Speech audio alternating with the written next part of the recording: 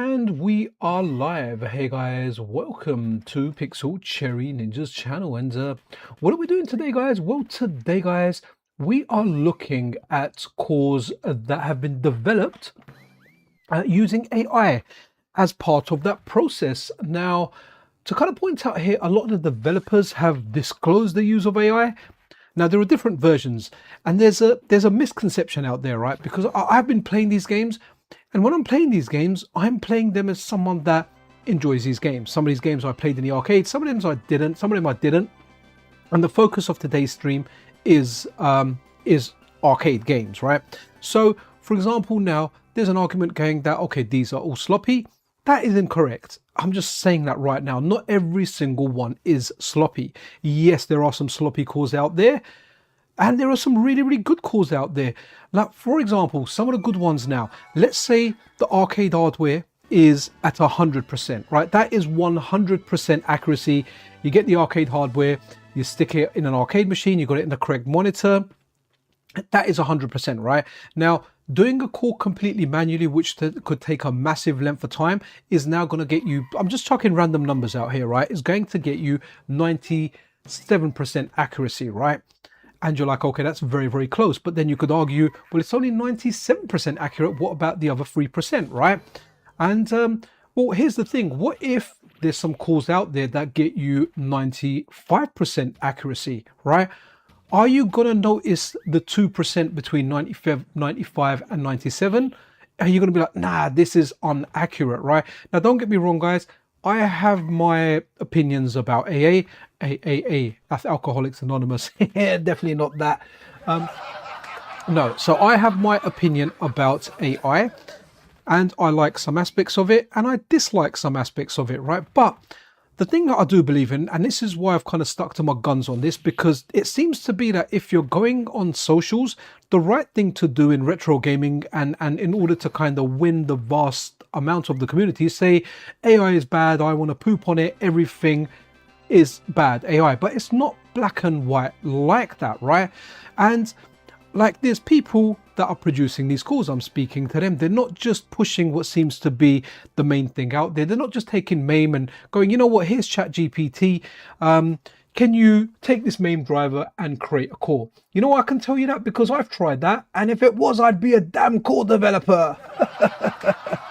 Hey, O.M.A.Hei-Long, LSD, and Nathan Itro. How you doing there, guys? So a lot of the guys that are doing these are looking at modules, whether it's a sound module, whether it's a CPU, the documentation is there. They're using that as part of the development process. Then they're looking at lots of other things. So they might have 70% of the components readily available via open source, and that's what they're using. Then the rest of it, they're saying use MAME. And then over time, some developers are improving this stuff. We've got people like Ramonic79 that honestly have released stuff that, quite frankly, has never been seen on the MiSTer before. I'm talking about double, triple screen games.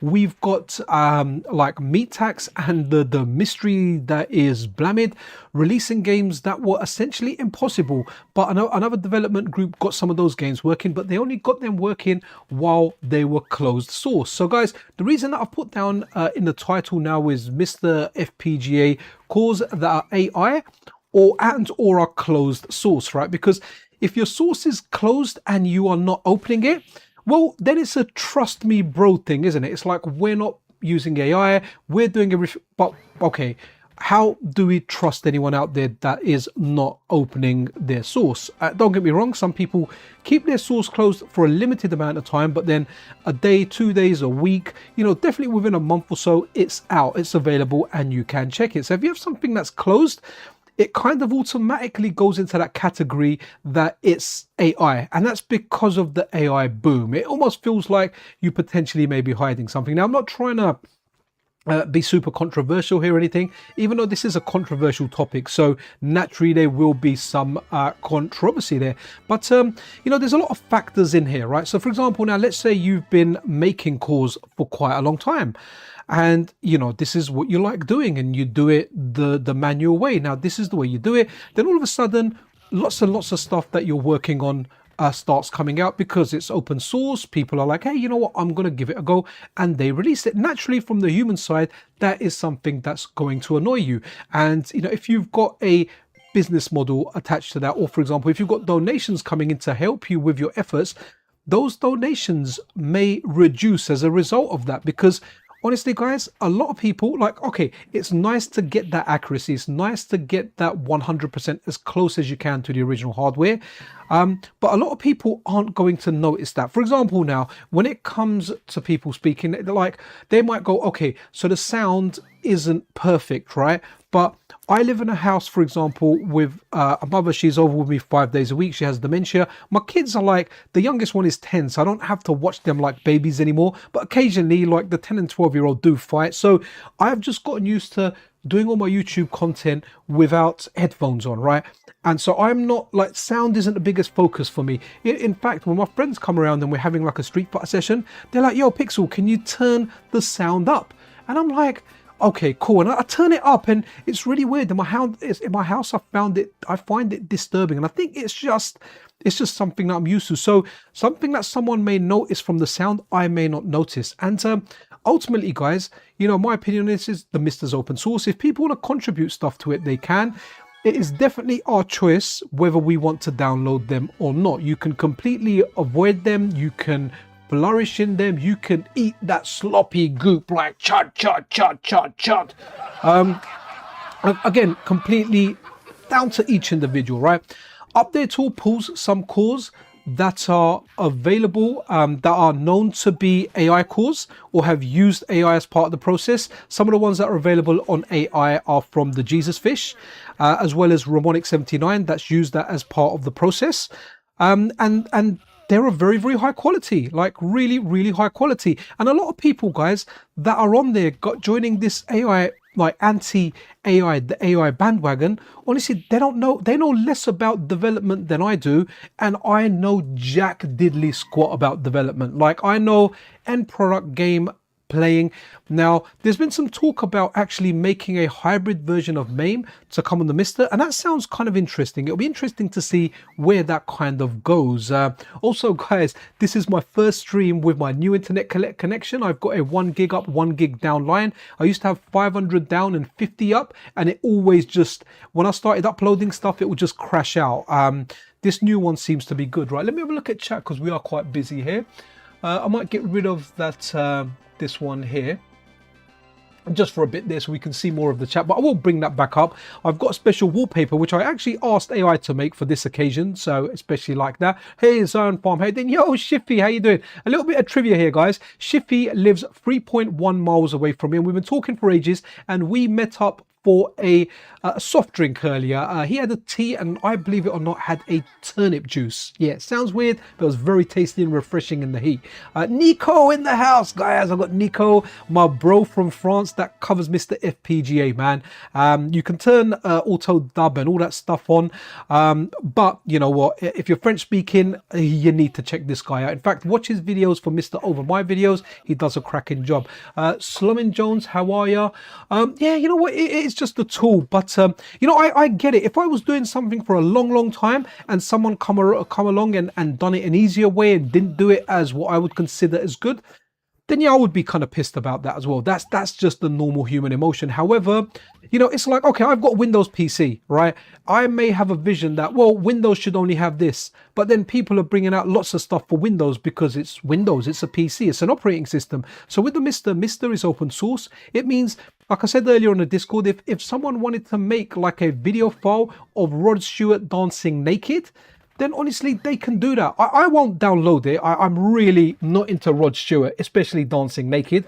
But, you know, if someone likes that, that's their thing, they can kind of do it. Right, we've got 34 people watching. If you're enjoying this to any extent, press that like button. If you're hating it, press that dislike button. So, shall we start with the first chlobber blobber AI core, which is Asterix. Now, I've got a few GitHub opens here. And, you know, I've got to applaud the transparency here. So this is from JLRH, or Jose Luis Rodriguez, right? So this is their GitHub. And you can see over here, if I go over to Konami, This is, you can download it here. It's completely open source. There's nothing to hide there. It's complete transparency. And I think even if you go down to like their contributors, I mean, they've not hidden the fact that, let's go on it actually. Let's click on it and have a quick look. So you're going to see, look, they haven't hidden the fact that Claude has been used, Claude, whatever, right? It is just there. It's transparent. Now, this isn't available via update tool. In order for me to get this, or at least I don't think it is, it's not available via update tool. In order for me to download this, I have to manually go onto the GitHub. I have to retrieve the MRA files, the .rbf file, and I have to then get the corresponding ROM, and I have to do it, right? No one has got a gun to my head and saying, oh, you know what? Yeah, you have to do this, right? I don't have to do it, but I am going to try it. You know, I am going to try it. So here, oh, we got Meat Hacks, one of the slobber jobbers in the house. Meat Hacks, how you doing? So guys, Meat Hacks will run one of your games next because you are in chat. So thank you very much for the calls that you've done, and we'll check them out. So let's go. Let's put in pump up the volume, pump up the volume. Okay. Is it working, or do I need to do my buttons again? Oh no, you know what? I just remembered I turned the stick off because I'm using an 8-bit dual wireless one. Yo, Michael Deliver in the house. How we doing? Right, okay. So now, right, I can tell you now, look, my volume's low. I can hardly hear it. Right, let me turn it up a bit, but it does change from call to call. You know what? Shall I be the little guy or shall I be the fat guy? I feel like I'm going to be the little guy because the little guy is more fun than the fat guy. It kind of reminds me of the days when I was out clubbing and there'd be a good looking girl and there'd be an ugly fat girl. And I'd be like, you know, no one went up to this ugly fat girl and asked her to dance. Everyone went to a mate. So I would go up to the ugly fat girl and I'd be like, hey, would you like a dance? Her world would shatter. She'd be like, wow, no one ever asks me. Everyone always asks my fit friend. So I said, would you dance? And she says, yes, I'd love to. Well, go over there and dance while I chat up your fit friend.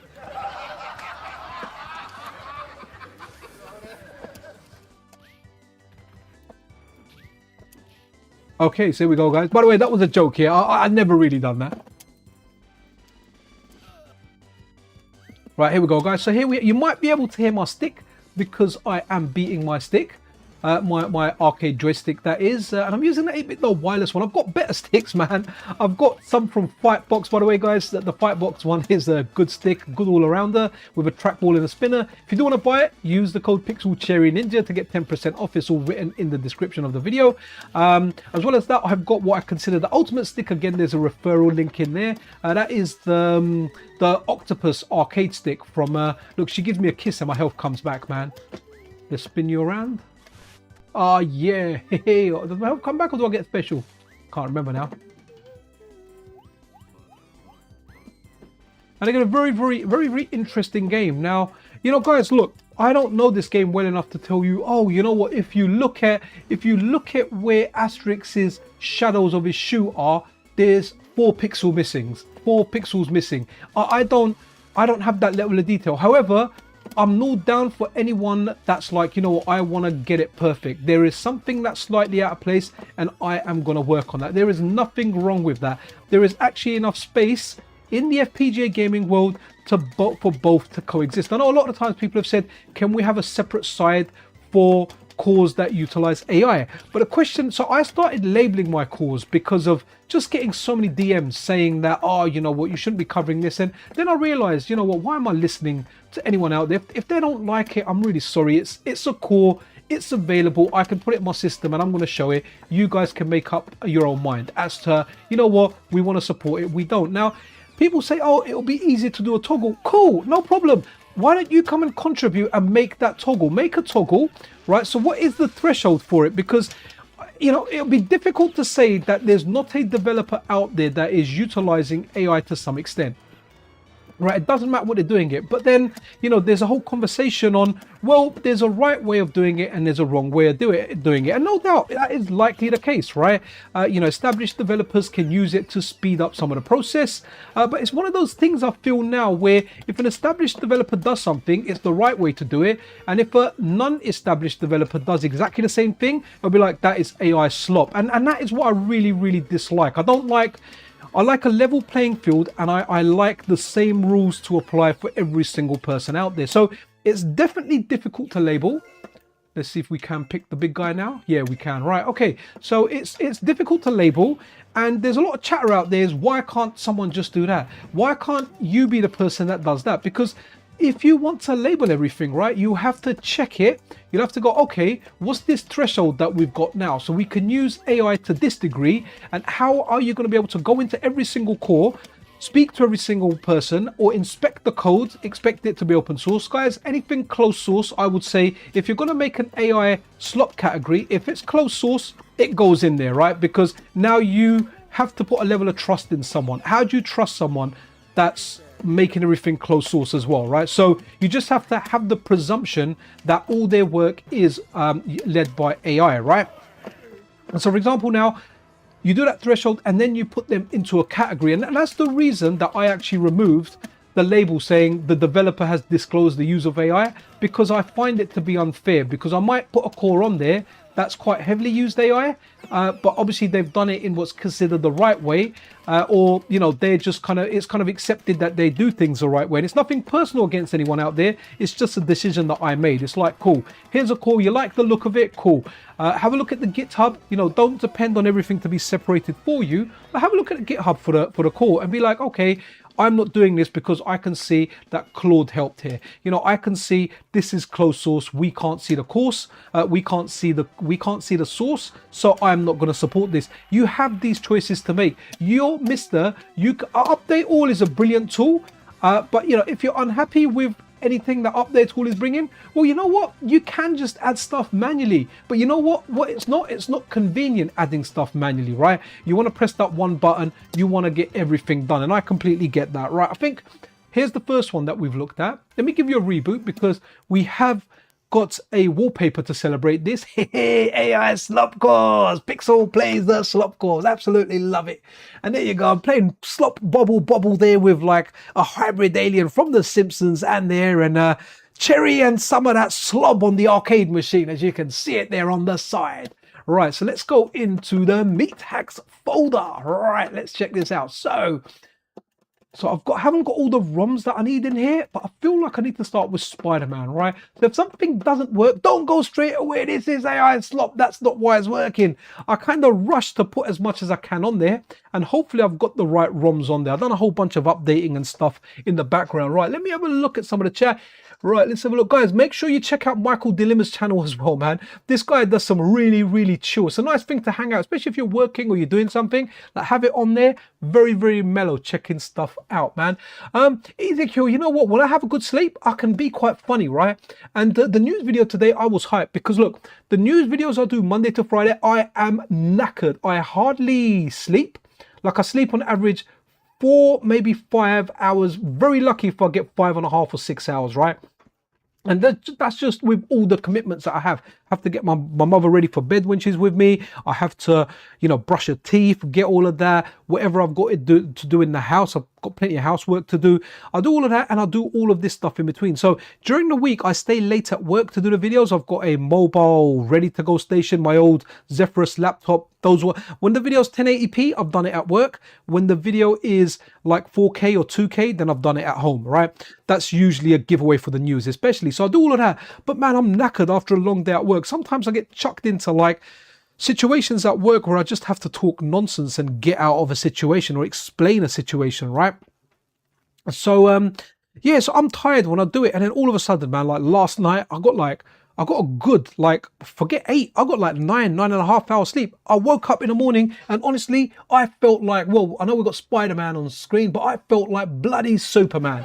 And that's the end. And this is what I'm doing here. I'm feeling kind of good here. Right, so guys, here we have another bit of that chodder slopes, wrong one there. The slobber. Yes, guys, we are looking at what some people consider slop. Now, I consider this really, really well. Now, maybe it's not perfect to the arcade, right? Maybe it's not. Am I enjoying what I'm playing of it? Well, yes, I am. I enjoyed putting this on my MiSTer. And you know what? My MiSTer loved it. When this Spider-Man Sega System 32 core went into its silicone, I think I heard it make a sound of enjoyability, right? don't ask me what it sounds like. I can't repeat that. But it's there, right? And it's there for you guys to enjoy and play. But a good thing is, there's another misconception out there where a lot of people say, well, you know what? These guys that are chugging out these AI cores, they are not, they're not maintaining them. They're not going in, and what they aren't doing is they're just leaving them for other people to fix, right? So this is from, let me go on to their GitHub page. This is from MiTax, and they do have a GitHub, which is right over here. And over on their GitHub, you can see they've done shaders for the MiSTer. So additional shaders here. They've done the Sega System 32. They've also done Narc, and they've done Mr. Do, right? Or Mr. Do. So those are available there. You can have a look at the source. Again, to download these, you need to go in there and do it manually. No one has a gun aimed at someone's head saying you must download these cores, right? This is your choice. Now, if these games, hopefully they will come to update, or whether there's a tag or a certain thing, honestly, if it does, then cool, but no one is forcing you to do it. But MiTax has gone in and provided updates. They've provided an update specifically for the Sega System 32, which I think takes it closer to the PCB and further than MAME, right? So again, guys, I'm kind of digging myself a hole here, because the general consensus in retro gaming is AI is bad, and anyone that supports it is an a-hole, right? And that's what I'm going for. But I can't hide these calls from you. You know, I've received messages, dozens, right? Never so much since I've been doing FPGA gaming, saying, you know, I'm this, that, and the other for covering this stuff. I shouldn't cover this stuff. I shouldn't give it a platform.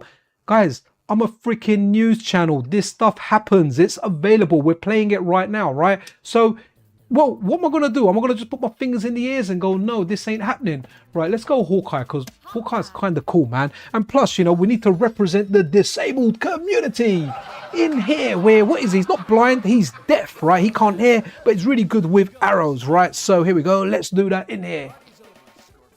Man, Scorpion. I loved Scorpion as a kid, man. I remember one of the first Spider-Man comics I got as a kid.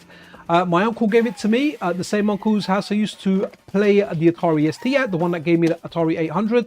And there's a bit of a litter bug. And he gave me the Spider-Man comic, and on the cover it had Spider-Man versus Scorpion. And don't get caught between two, rule 101, right? So yeah, and man, you know, as a kid, your imagination, you're seeing it there. You can imagine Spider-Man in the battlefield, just there fighting, you know, Scorpion, and Scorpion was just mean, man. Wow, I remember one of the first Superman comics I had. It was Superman fighting a guy that had an earthquake machine. I think Superman was too powerful, so the comics were a bit more rubbish, right? Whereas, you know, Spider-Man and Batman, you know, people that didn't have powers or didn't have like crazy superpowers, you know, within a limit, they were definitely more interesting. But guys, look, here we've got Sega System 32, right? Courtesy of MiTax, right? Meet, that's not like, hey, nice to meet you. It's nice to M-E-A-T-U, right?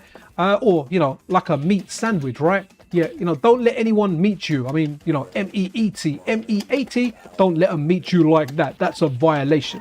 Unless, obviously, you welcome it. In that case, you might have a good meaty time. Right, here we go. And now, guys, this looks banging. Like, this is one of the games I kind of had on my wish list, because I only ever watched this in the arcade. I remember seeing it in the arcade and, right, just not having any money to play games, and watching an adult play it and thinking like, wow, massive screen, sitting down on that chair and watching it. And that's what it was back then. It was like YouTube, it was like Twitch. That's what you had, right? You go on here now, you watch streamers, but over there it was more, you were in that environment. You know, people were smoking, right? It was smoky. It was, you had all this stuff around there, man. It was bang. Look how good this looked. The scaling for this is superb, guys. Right, got heart, we got heart.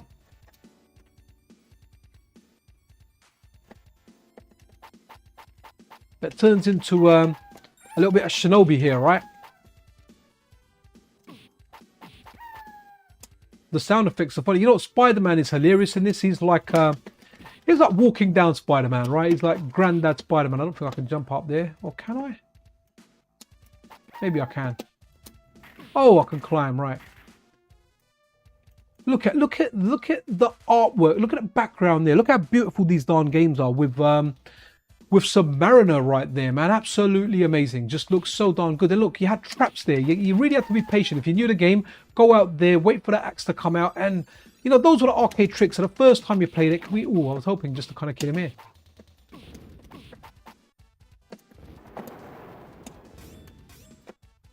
Not bad for one credit.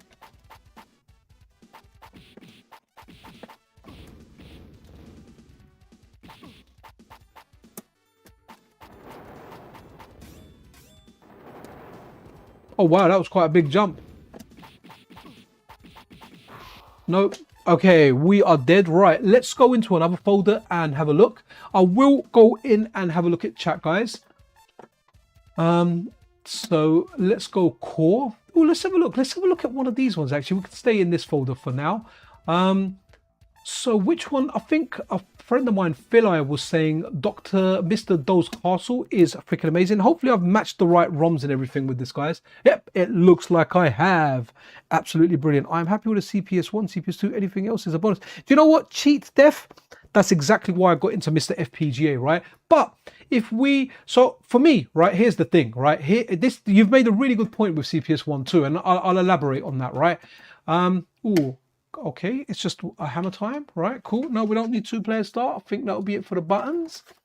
So I got into MiSTer FPGA because of playing CPS1 and CPS2, in particular CPS2 actually, Super Street Fighter 2 Turbo around the friend's house. That's why I got into it. Now guys, CPS1 and CPS2 feel freaking accurate to me. Like they are some of the best cores on the system. However, there's a lot ongoing chatter with the FGC where they say the CPS1 and the CPS2 cores are inaccurate, right? And what they've done is there's videos where they're running them side by side, and either CPS1 and CPS2 cores are faster or they're slower. Now, guys, most people are not going to feel this. That's the thing. That timing there, I don't feel it. Like to me, CPS1 and CPS2 are perfect, right? When I play it, it's fine. If I drop a combo, it's because I drop a combo, right? It's not because the core is off or anything like that. But I've always been one that's adjusted quite well. Now, I got into MiSTer FPGA for one main thing, right? It felt like the arcade. But why did it feel like the arcade? One of the biggest factors for me was the lack of input lag. When I played it on an emulator, it felt, even with run ahead, it just didn't, that snappiness wasn't there. And I appreciate that snappiness, not just in the Street Fighter games, but in shmups and other games as well. But when you speak to the FGC, I'm talking about prominent figures within the FGC. They're always like, look, this is not accurate to hardware. The timing is off. At one point, it may have been correct, but then it was kind of off again. But to the average person, it's the best you're going to get from CPS1 and CPS2 bar original hardware. You know, even a friend of mine that's got the board, when we play on the MiSTer. We've got the option to play on the board, but it is good enough for us. The timing differences that are going to be there, most people, the vast majority, I'm talking like 99% of the people are not going to feel it. And I think that kind of further goes to my point of some of these AI cores that we're getting are so good that the little differences that are in there, no one is going to feel, right?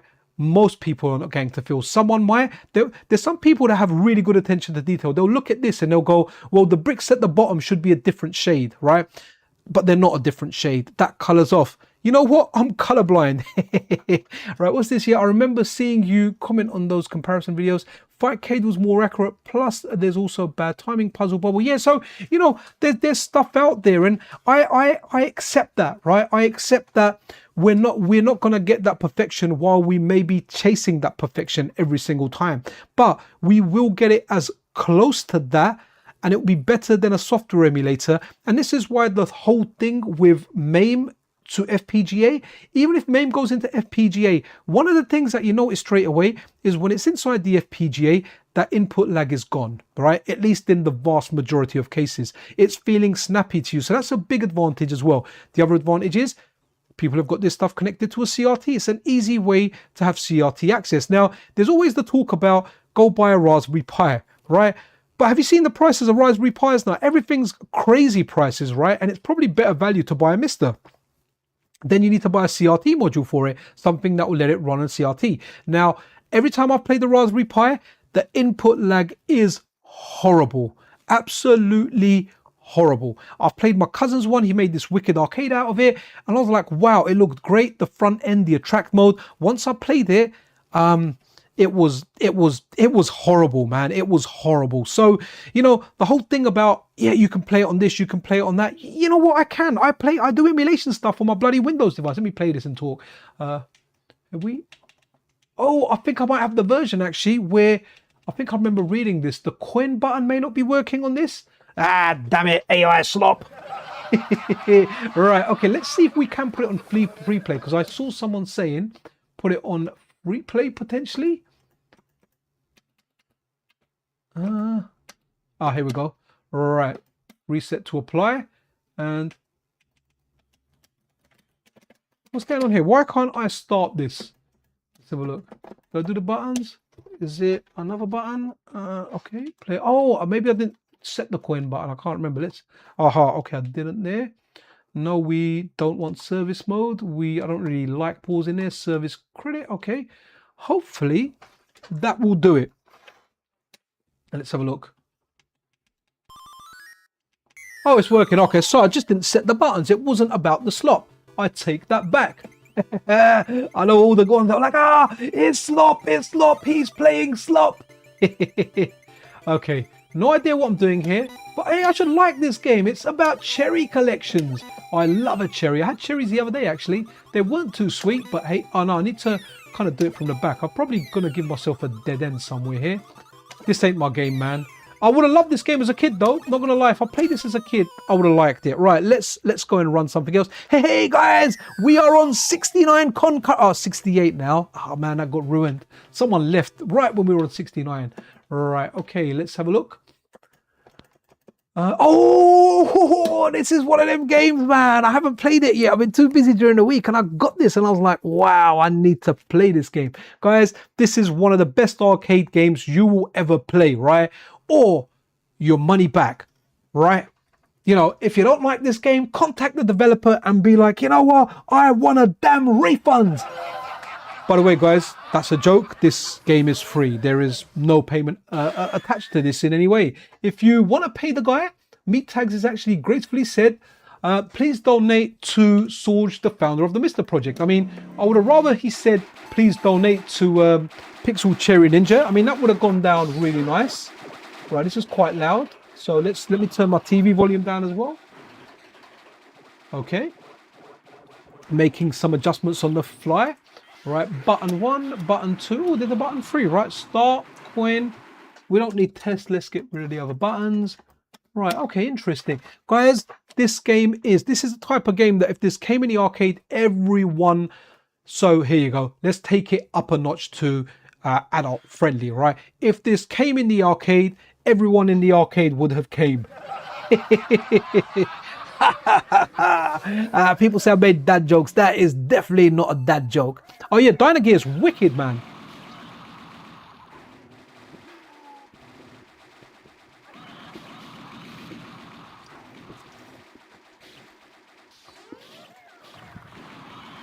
On a serious note, guys, if this is slop, then I've just got one thing to say. Stop me harder, daddy. I love it.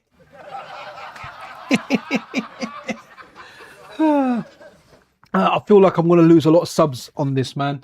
But guys, just to kind of point out, a lot of the stuff here is for entertainment and it is for fun, right?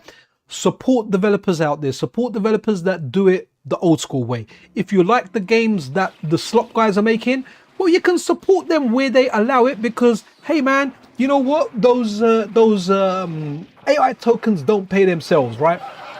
Again, it's all a matter of choices. It's what makes you happy, right? You know, if this AI so-called slot makes you happy, then you know what? Cool, man. Go with it. Yo, we got PlayStation Cat over Soul 7 Zen in the house. Yo, Pixel Man, when you receive your M64, do a special video about N64 PC ports with that controller. I have read only good things. You know what? I didn't order the controller, man. I literally just ordered the device to check. I'm actually done with the Nintendo 64. I tested it so much when Robert was releasing the call for the MiSTer. I remember I was on annual leave and I was literally doing live stream updates daily almost, right? As well as that, what else was it? Then I've got the Analog 3D, which I've got no interest in playing unless Analog release other cores or do something cool with it, right? Yeah, so no interest, zero interest in playing most of N64. There's stuff like Sin and Punishment that I like, Bang.io that I like, Rakuga Kids. There are good games, Beetle Adventure, but I've played a heck of a lot out of it. To be honest, I regret buying the M64 because essentially I am just going to get another bloody N64. And I really don't need that many N64s. I have a core that I like on the MiSTer. You can say it's inaccurate, you can say it's not perfect, it runs on patch stuff, but you know what? The games I want to play work on there, right? So that's cool. It's good enough for me. MiSTer's good enough for me. Yeah, the Unlock 3D, the Unleashed mode is very, very good on that. It's a dedicated console that's gotten better over time. I'll tell you what, I haven't even updated to the latest firmware. I wanted to do a stream last week, but my internet was playing up. But I got my internet upgraded on Wednesday. That's why we've got a beautiful 4K screen running. Yo, essentially nonsense in the house. How you doing there, bud? So yeah, so the internet got better, but I will when I think I've got 3 capture cards, right? I've got 2 Elgatos. One's 4K 30, the other's 4K 60. And then I've got one that just does 1080p, a cheap one that I used to leave at my old job. Yeah, so kind of interesting there.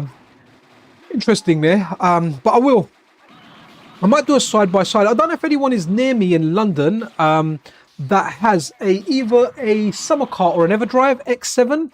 If you have an X7 or a summer cart and you're happy to lend it to me, because I really don't want to buy another one. I've got an Everdrive X7 and I've got a summer cart for a console that I just really don't like playing that much. The nostalgia I have for the N64 is because me and my buddies used to play GoldenEye and Mario Kart and FIFA 98. Well, half of those buddies are crackheads and half of them are, well, we're just not into gaming anymore, so I'll never get that time back. So I'm more into the 8 and 16-bit era stuff, but if someone has got one, just reach out to me. I'll borrow it, I'll do a few videos and I'll give it back to you. I just want to, I feel like if I do a comparison video between the Mod Retro and say a live stream, because I want to do it live between Analog and Mod Retro, people will go, well, you use the summer cart here and you use the Everdrive here, it's not really fair, that one would have been better. So I want to kind of avoid that. But what I don't want to do is buy another one of those devices for literally just to literally every device I buy, pretty much I buy at a loss, right? I wish if my channel was bigger so I could literally buy everything out there, right?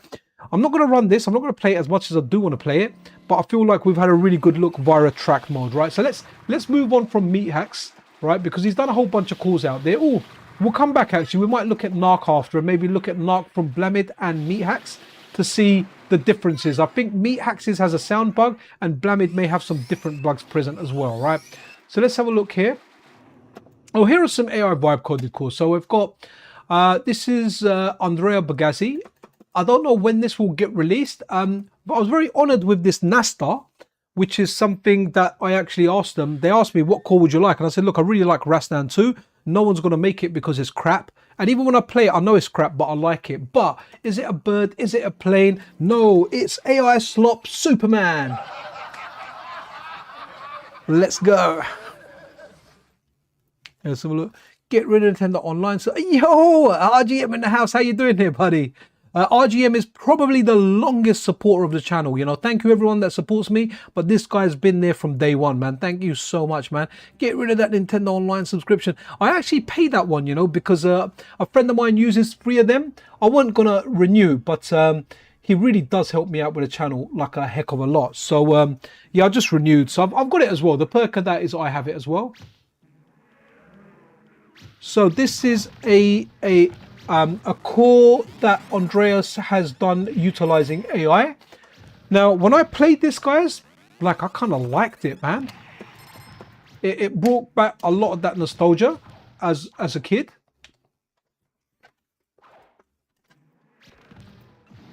Oops. You're right. The intro for this is epic, guys. Let's have a look. The Ryzen core is broken. Ah, right. Okay. Yeah, you know what, Boink 550, that's an amazing point, and that is broken. And you know, the CoinOp guys are one of the guys where everything is closed source, so that's why I say I presume their stuff is AI, right? And someone's probably got to get word to them and go, Pixel is doing this, hating and all of that. But, you know, we had another developer call them out and say they're pushing AI calls out. And the fact that everything is closed, you know, when it's supposed to be open, it's supposed to have a framework that was supposed to be open, all that stuff, it just goes, right? So, you know, I would say if it's closed source, then yeah, until proven otherwise, it is AI vibe coded, right? To what extent, we don't know. I mean, they might be better at vibe coding than a lot of people out there. They've been in the game for quite a bit. We'll run one of their new cores actually. Right. Man, what a game. Guys, look, I know this is vibe coded, right? But this feels like the arcade version to me. Like it feels like it did when I played it as a kid in the arcade. I mean, the difference that we've got over here now is... Let's blast them out. Right, so the difference here is I'm not playing it on an arcade machine, right? I'm obviously playing it via HDMI. Do you know what I'm going to do as well? I'm going to turn on my PVM just to let you guys know which ones look alright on here, which ones don't, right? Right, soundtrack for this is banging.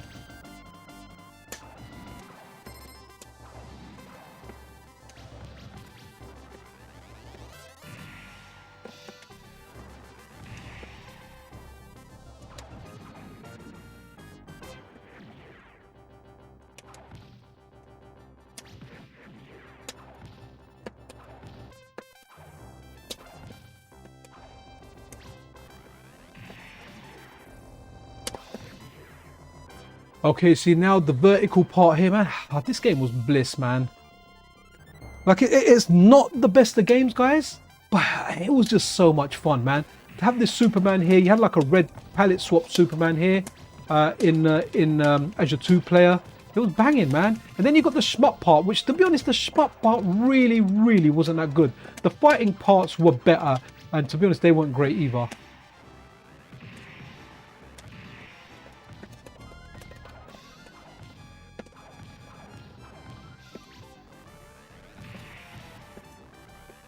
Good thing is, guys, I don't really have a time limit for this stream. You know, if I get tired or whatever, cool. But yeah, Mrs. Pixel and the kids, summer holidays, they sleep downstairs, man. The boys love doing it because they get to stay up like late watching movies, man. And when I go front room in the morning, they're all bloody asleep there.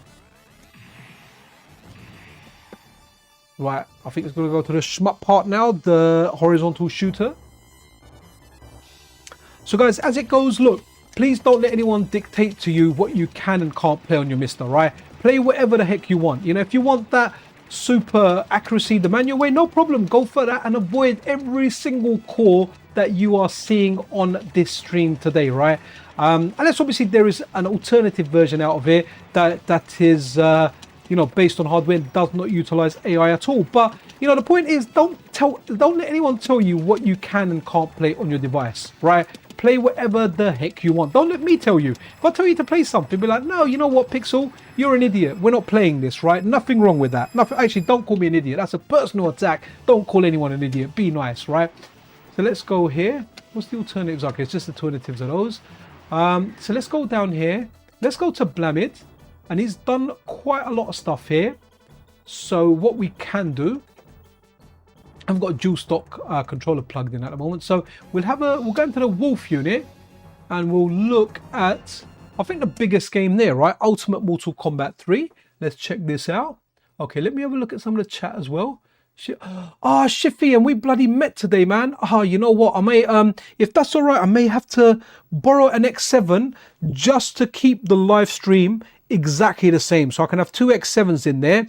I'll probably put my own memory card in there, so I can say I've got the same things on there. Same memory card goes into the X7, and we're running them side by side, right? Because I feel like that will be the fairest way to do it, right? So that will be kind of interesting, right? Just anyone know? Oh no, but yeah, this is looking good on here, so that's cool. Let's press a button. So I do hear there are some bugs in this with the saving and potentially some, but it looks all right on my PVM. It looks all right. So high punch, low punch, block is block. Okay, block here. High kick, low kick, run. Okay, start, coin, and here we go. Oh man, Toasty. Oh, guys, the volume for this, I'm not going to go in there and do it. It's going to be super low. Let me blast it up as loud as I can over here so you can hear some of it. But we need to go into like the service and put the volume up. But I think you guys can hear it. I can't hear it that loud. But let's have a look. Did I even start the game there? Oh, I need to put in. Right, it's an expensive game. We need to put in more. Oh, there's also a plus version of this. I need to get on there, man. I'm really sorry, dude. I know someone helped me out with it. A member over on my Discord server. I just haven't had time, and I kind of rushed around and done this stream. So here you go, guys. We have Ultimate Mortal Kombat 3, and yeah, it's here on the MiSTer. Get over here! Haha! Let me punch you upstairs. Jay, that's. No, let me do. How'd you pull the weapon out? Wow! How come her run is invincible? She ran through, and what's that? Can I run backwards? I wonder. No, only forward.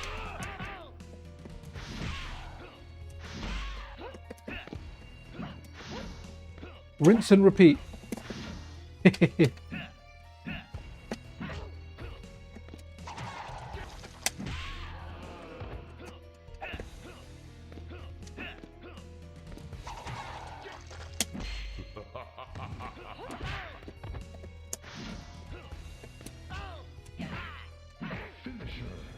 I don't know any fatalities. Block up. I'll always remember that one, but none of the later ones. Jade has a special move that makes her immune to... Ah, okay, cool.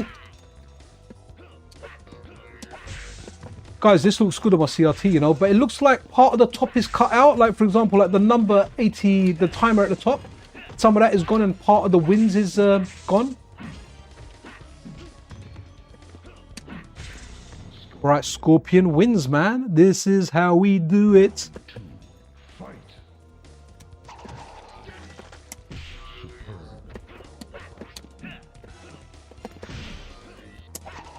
Oh, wow. Wow. He's got a titty grapple hook. That's amazing.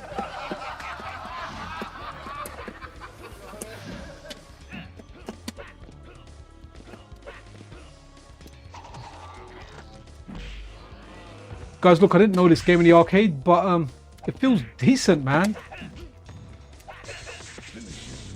Okay, that was a really bad finish. Like, let's run another game. Let's go in here. We've got Kano. It looks really good though, Mortal Kombat 3. The visual upgrade was fantastic. So I'm not really the biggest fan of any of these games here, to be honest. I'm glad the Wolf unit is out. Toasty. Okay, let's have a look at Narc. I haven't tested this out from Blamid at the moment, so let's see what this kind of plays like, and then we can go over to Meathax's Narc and run that, which I have actually tried because I have done a video on that. So let's have a look. Okay, interesting here. And let's have a look. Oh, while that was loading, what I should have actually done is gone over to Blamid's GitHub. Just anyone tuning in, guys, AI slop cores, get your AI slop cores. So Blamid over here, he's got the source available for the Wolf unit and Gladiator. I think he's got a few more cores than that, maybe. What's the latest one that he did? Was it? I can't even keep up now. What's Narc on? It doesn't look like there's a source up. No, the source isn't there for Narc yet, and hopefully that will get up there soon because transparency is very important. But we can't say you know, Blamid's not claiming to do cores manually without the use of AI. I'm pretty sure Blamid is actually AI itself. Right? Okay, so let's get rid of that. Let's see what happens here. What we're doing here. Okay. Is it going to bring us? Okay, cool. Right. Okay, let's have a look at this. So, okay. So fire. Okay. Jump can be down here. Rocket bomb. Crouch. Okay. Hopefully these buttons are kind of... Oh, what's volt? Okay. Now we don't... Okay, let's have a look. Is the sound low for this? Do I need to go in and do it? Okay, there's something with the midway ones. I'll give you an example of what we kind of need to do. So if I go...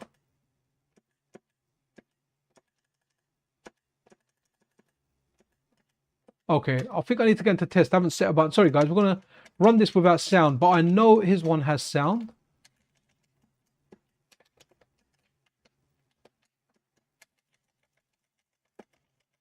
You know what? Where is it? Let me check the buttons again. One sec. Oops. Bear with me, guys.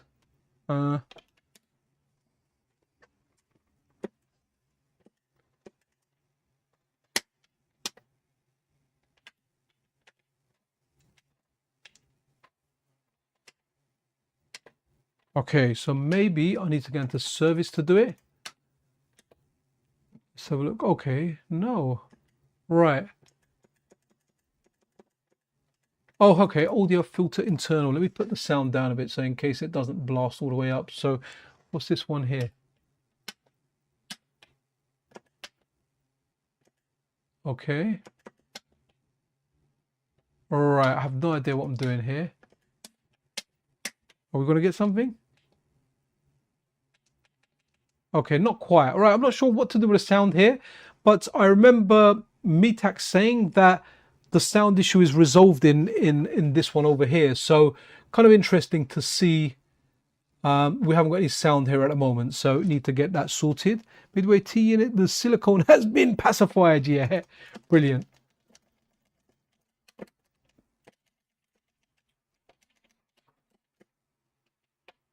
Well, oh. That's why I don't like configuring to that. Okay, let's have a look. Okay. All right, look, there you go. That was the one without, I haven't got sound on there, but sound does work on there. I just don't know what I'm doing. Let's go to MeatHacks's one. And MeatHacks's one does have it. Here we go. Knock.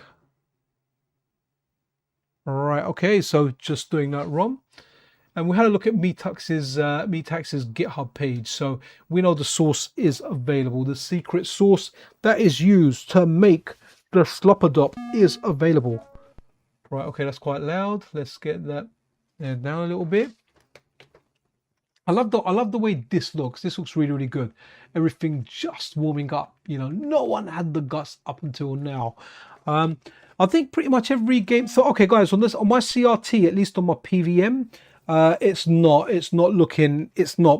made for my PVM. It looks wrong.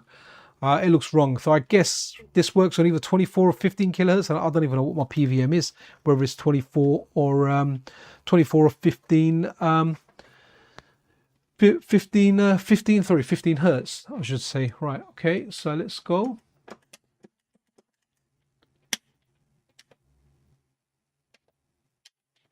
Okay.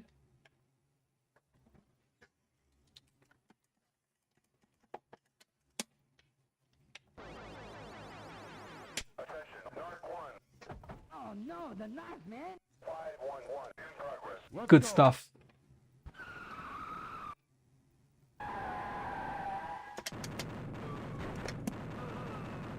I'll take the money.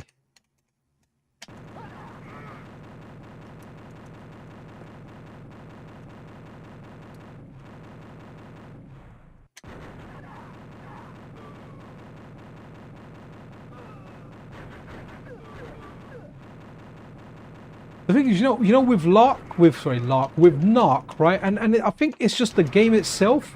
The game itself, like some of the midway stuff, like Mortal Kombat 1 and 2, the games just feel like a little bit laggy. And I think that's just the way the games are, because wherever I've played them, you know, even if it comes to the coin-op core, I've never played the actual arcade version. Wherever I've played this, it always feels a little bit laggy, and I feel like that's just the game itself. Yeah, the way it is, everything there. I remember like Mortal Kombat. For ages I was playing it on MAME and thinking, wow, this is really laggy. And then when I played the FPGA core, and even when I played the arcade version, I was like, right, so this game actually is laggy. Like it's got some input delay in there, man. Just the way the kind of game is, it's part of the game. You know, it's not like Street Fighter. Street Fighter's super snappy when you play it. Haven't fired any more missiles yet. Hey. Alright, okay, that's Narc for you. And let's have a look. The developers who release source code, can their cause still be... Yeah, I mean, yeah, there's a lot of source code we're looking at here. Joeg124. This one, for example, this is made using AI and the source code is available. So guys, this is... Okay, so there's Ramonic79 out there. Let's have a look at some of his stuff. And I may have to adjust my screen, actually, because of some of the stuff they've done. So what they have done, essentially, let's go into the arcade folder. And actually, you know what? They're actually part of MiSTer Development. Their cores are out there. So if we go and we just look at... Let's go down. And I may have to adjust my display ever so slightly. So... Ramonic79 is someone that really has a look at each module, and Warrior Blade, right? So this is part of MiSTer Development, right? So this will come to you via update tool, right? You run update tool, it will come down for you as part of MiSTer Development. Now, guys, when it comes to like arcade stuff and everything, so when it comes to cores, you've got one which is MiSTer Development, right? And give me a second. I'm gonna adjust this a bit because we can't see all of it yet based on how this is, but I will just do that. All right, so let me just go to my... Oh, I'm gonna turn my filters off just for a minute. So, and I'm gonna have to adjust the screen a bit. Here you go, guys. Kind of done that on the fly. I will go back to the normal thing in just shortly. But there you go, guys. This is Ramonic79, and this guy has just absolutely smashed it. He released something with the help of AI, right? And he's released something for the MiSTer that no one else had done, right? No one else had done it. And he's made a double and a triple screen game, right? And if you look at his stuff, it's very good. And you know, a lot of people paint Ramonic79 with the same brush. They go, oh, this is AI slop. Guys, that is not slop what I'm looking at over here.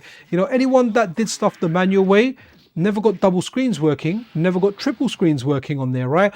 And he's even on the Darius one, he's even got modes in there where only one screen is displayed on your CRT and then you swap screens or it follows you. So there's different kind of ways on there. It's absolutely nuts what the guy's done. So what he'll do is he'll study each he'll study different modules. Right now he's working on Cebu World Cup, and he's actually cracked something or worked on a particular, I think it's it's a chip on the board, right? A custom chip that hasn't actually been available in MAME yet. So you know, that's something that's going to benefit MAME from his work. But guys, this is, you know, I can't in my right mind say, you know what, this wasn't done a particular way, I'm not going to show this on my channel or play it. I mean, look at it. It looks really darn good. Now, I'm not going to say it's perfect because I don't know the game well enough. In fact, I didn't even know this game existed, being a massive Rastan fan. And then I was like, okay, because it's called Warrior Blade Rastan Saga 3. So whenever I'm looking at a MAME list or anything like that, I never found it. And then I think someone mentioned it years ago on my channel on the videos, just saying, you know what, there's a game called Warrior Blade. And it is, it's Rastan. I was like, what? And I had to check it out. And I was like, wow, this game is, as the cool kids say, like rad. Look at it, man. You got Sophia, you got little Dewey there, you got Rastan. And it's a brawler, man, and it's on 2 darn screens, right? Look how good this is, you know. And this will come down via update too. So sorry, as I was saying, so MiSTer Development is the main development for the project, right? So the main guy behind it is Sorge. And MiSTer Development, I guess everything that goes on there goes via Sorge or goes via trusted people that Sorge trusts, right? Then you've got different kind of alternative frameworks. One of them is Hatego's framework. The other one is the Coin-Op Collections framework. There might be others there as well, but these are definitely the most popular ones, especially when it comes to arcade. So they aren't really part of the main MiSTer Development. There are different frameworks that are riding on the success of the MiSTer, or have even contributed to the success of the MiSTer, but they aren't MiSTer Development. They are their own separate branches. There are separate options even within update tool. You know, do you want Hatego Premium cores? Do you want Coin-Op cores? I think they're turned on by default, the non-premium ones, so they kind of do get to you. But you know, so we've got all that stuff here, and now we've got these AI calls in. Some of them are making it to update all, and Romonic79 has just done a cracking job, guys. Absolutely cracking job. I'm a big fan of his work. He does, you know, I've had him over for an interview. Not only does he do great work, but you know, he's a nice guy. He is not an a-hole or anything like that. He listens, right? He tries to do right in everything that he does, and he's producing very, very good results. And honestly, guys, look, I'm going to say it now. If Romonic79 carries on the way he is now, you know, a few years from now, he's going to be one of the biggest developers in FPGA gaming. Definitely the MiSTer platform. And I wonder if it's going to be other platforms as well, because the guy's got the determination to push, to go further, to learn, to try stuff no one else has tried. And he's achieved that already with his multi-screen games, right? So, you know, there's yeah, so there's a lot of stuff out there, and I see sometimes stuff that's just damn right personal. You know, it's like, it's very, very like personal against the person and not really the thing out there. So, you know, they've never hidden that they've used AI, but they've used it in a very, very sensible way, where they've broken stuff down into components, got AI to do implementations of that, put it together into a really nice package. They've even designed a CRT module, right? So if you want to adjust stuff on your CRT or your arcade monitor screen, you don't need to adjust your monitor screen physically. You can do it via the OSD options that he's provided. He's also made that module available to anyone else that wants to include it in their core, if they want some additional CRT options to make everyone else's life easier. So that's kind of in there as well. Some very, very interesting stuff. I feel like a track mode is doing these games good justice. So what I should do is maybe load something else. But while we're here, let's go back into, again, this is going to be main MiSTer development. And let's look at, because I've kind of changed my display a little bit. So what we can do is we can just have a quick look at Darius before we kind of take it back to that 4-3 kind of thing. In fact, we might have a look at Ninja Warriors as well. So again, you know, you're gonna get bugs on everything. You're gonna get bugs on long-standing MiSTer cores that have been around for ages that still need fixing. You're gonna find bugs on AI cores that are out there. You're gonna find some AI cores that are just quite simply put pure slop, and then you're gonna find stuff that is completely and utterly golden, right? How can you not like this game? You know, if you're gonna be like, oh, I'm not gonna play this, this is AI slop. Well, have you tried it and have you compared it to the original hardware? Have you compared this against MAME? Have you compared the latency? Have you compared the feel? You know, have you compared the sound? You know, have you done it, or have you just jumped on the bandwagon to go, no, AI is bad, I'm not touching this slop, right? You know, I mean, this one's available via update tool, so if you use update all as a tool, this one's coming down, right? You know, in the arcade cores, it's part of the main MiSTer development, right? Let's have a look. Is it how do I play Rastan 3 right now on PC? Dude, I played it on PC first. Whatever that long name is, Hunter Films, right? You can play it right now on PC. I played it for the first time via MAME. I'm not sure if it's on Final Burn Neo. It's probably on Final Burn Neo as well, but it's also available on MAME. And you can play it on there. You can play the triple screen version, and there's nothing wrong with playing that, right? I'm all right with software emulation, and you know, it's mainly the Street Fighter games where I like the FPGA has a big advantage. Also, shmups as well, like they feel super responsive. And on MAME, they don't feel as responsive. So, you know, there's big advantages to having stuff on FPGA.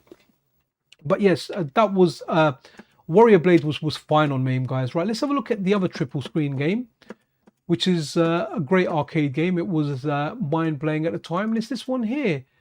Ninja, oh, is it? Okay. Ninja, is it the Ninja Warriors? Might be under T. Who's ready for some Daddy Moke? Are we going to get it? Yeah, the Ninja Warriors.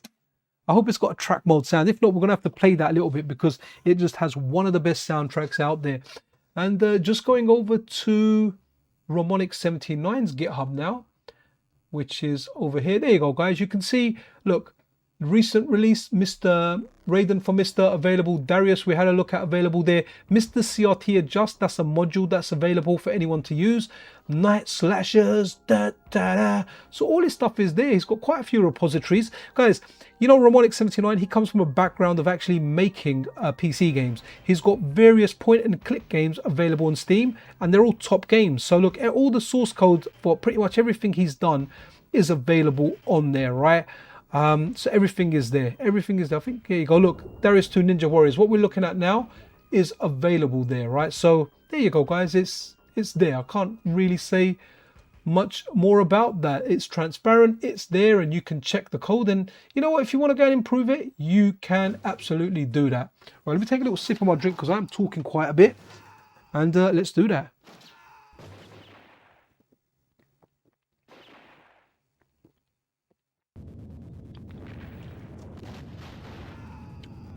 Oh, that was nice.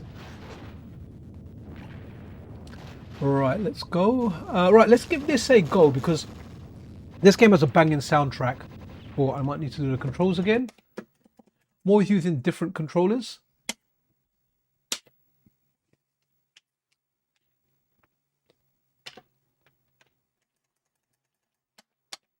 Actually, let's have a look at when we pause it. There you go, all the supporters are there. Hey, there you go, guys. Nice little screen there, good stuff. All right, okay. I need to put the sound up, guys. Sound for this is wicked.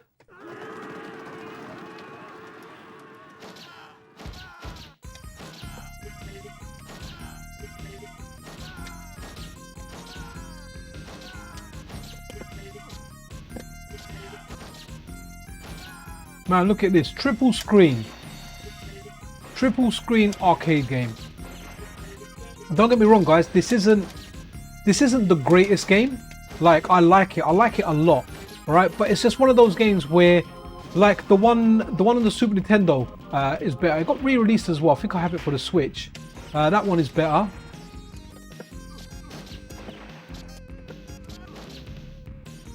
But this is iconic, man. I mean, the soundtrack for this is brilliant. You can block as well. No damn way.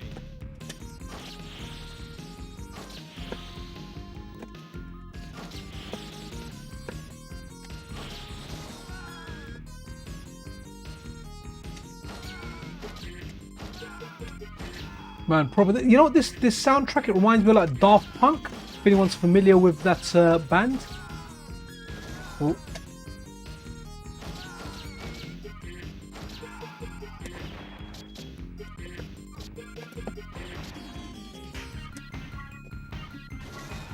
I'll try and do a block thing there.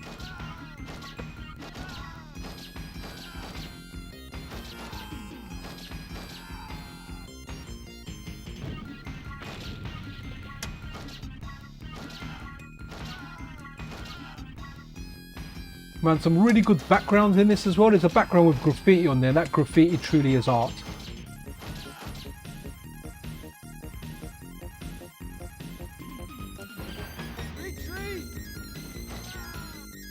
This one here, look at that, guys. Slap me, daddy, I love it.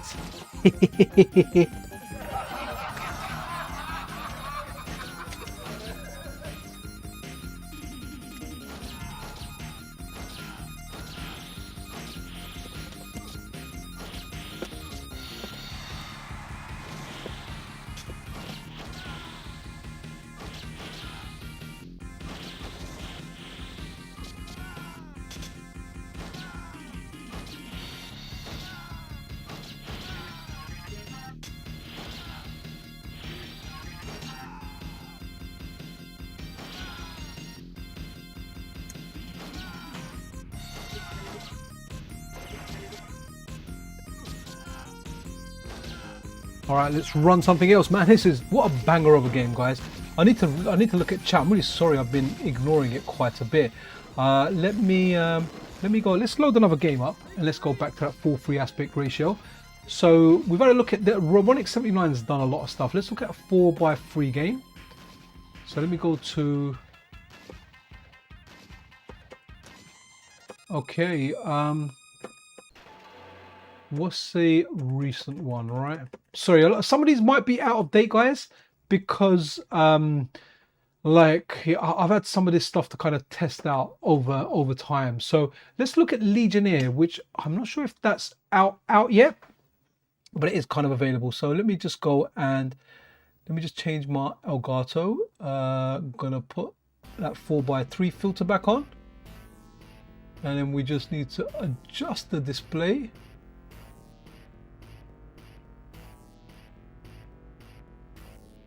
Here we go. All right, here we go. So this is Legionnaire. This is a brawler from the TAD Corporation, and it runs really, really well. Like I'm playing it, it feels like it's on a MiSTer. It looks great on a CRT, like absolutely banging on a CRT. And I feel like that's something Ramonic79's done really well, is the addition and how he's added stuff to the CRT. Now this is quite a fun game, and oops, sorry.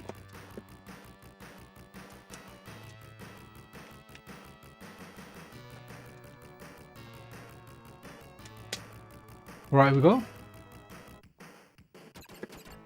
Frankie, everybody likes Frank. Chris or Alfred? Batman's butler in his own brawler. Let's do this. Man, it's hot today. Look at that. What an entrance. That's what you kind of like. I really hope someone does a Zero Team USA soon, you know?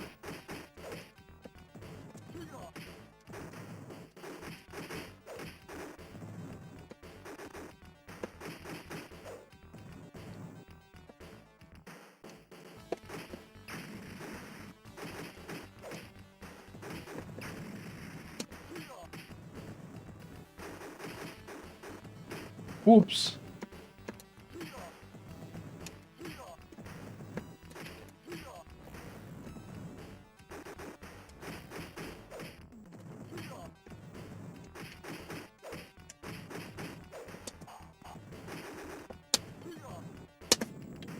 Right, let's go.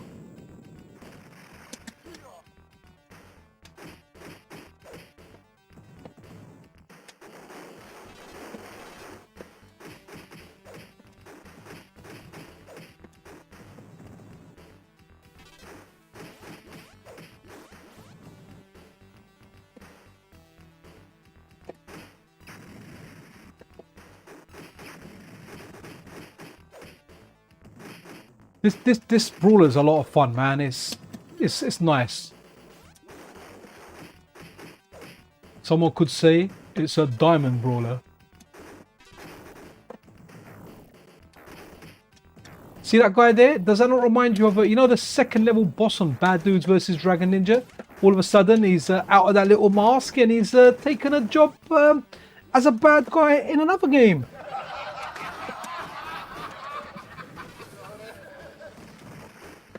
Okay, big guy there, and his name is Foe. Hey.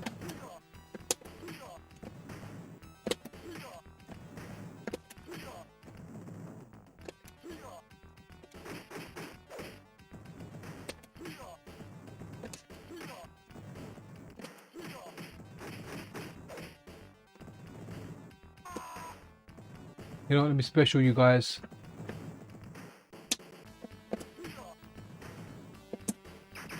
Special's cool. Oh man, the little guy.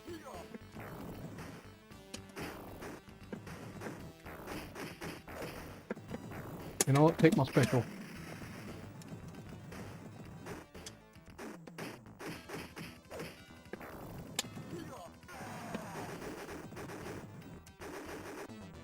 Okay.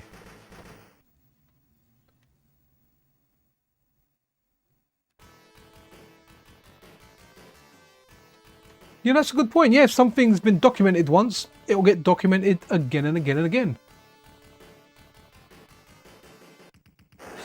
Oh, is there LSD? I've just seen your thing about we're passionate and arguing. Has there been arguing taking place? Sorry, I'm so distanced from the chat today. I've just been talking and doing this. We need to find something good on an attract mode, right?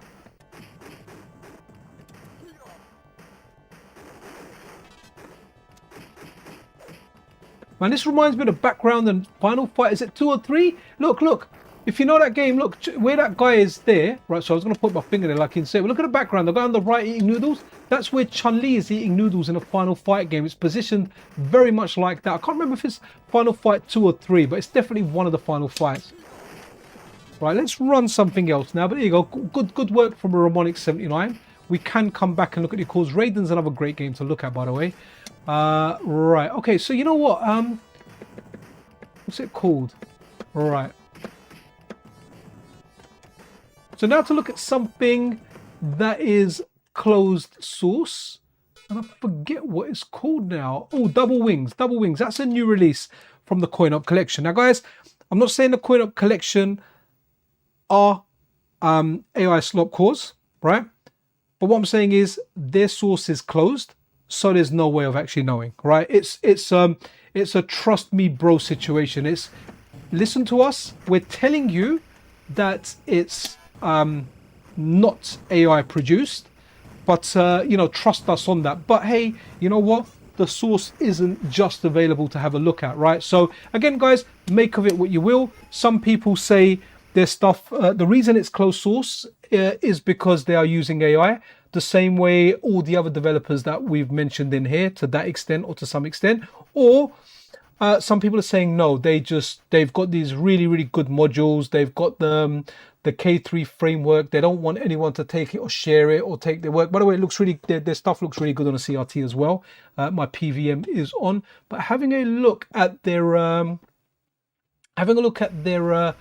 GitHub page. So it's interesting, you know, this development group, they've been around for a long time. You can see like different contributors there. But the cores that they've got on GitHub, I mean, if the call for this is available, someone let me know in chat, just shout a few times and I'll get it. But look, their previous calls were all open source, right? Really good game here. Rodland, Phantasm, fantastic game.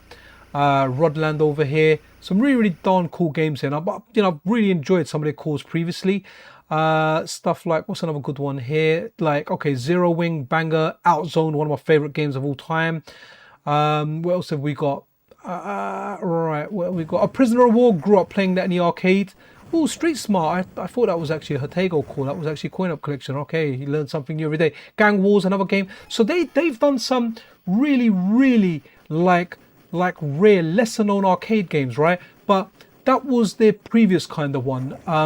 Ever since like they started producing miracles, like getting cores like Mortal Kombat working, which by their own confession was impossible, categorically impossible to produce on the DE10 Nano. The DE10 Nano couldn't do it. Essentially, they said it in a way where it's like trying to get 2 liters of liquid in a 1 liter bottle, right? And then all of a sudden, when they went closed source, it's now available and it works, right? Which again just kind of leads you to believe that are they using AI as part of their process? Are they heavily using it? Are they only partially using it? Again, it's down to you and your trust in people. You know, I'm one of those people that when I went to the trust exercise where someone had to catch me, you know, I did not participate. I did not fall back and let them trust me because, yeah, I'm just not so much of a trusting person. But again, guys, you know what? Their cores, you know, whether they're AI slop or not, they feel good when I play them. I haven't tried this one out actually, so let's go this. Go with a golden rule. If you're not familiar with a game, pick the middle person. You can't usually go wrong with the middle one, right?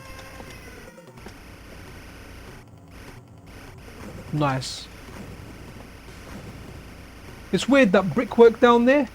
It looks. Oh, I tell you what, I like the rate of fire in here. It's a darn good game, man. I've just doubled my fire. Let's get the missiles. See what the bomb's like. Bombs away. Okay, feeling kind of good over here. And guys, you'll never play shmup in a better way than actually playing it on an arcade stick. It just feels, it's like fighting games, you know, for me. I need to play them on an arcade stick, and a shmup, it just needs to be played on an arcade stick. I mean, there's nothing wrong with a controller, like a D-pad, but it's just better on a stick. To be honest, if I'm playing like a PlayStation controller or one of the 8-bit dull ones, I end up using the analog stick. I prefer the analog stick than the D-pad, only for shmups though. But arcade stick is best. But generally for other games, D-pad all day long. I'm hoping that's the same color I'm getting and it's not a different shade. Right, this is a cool game, man.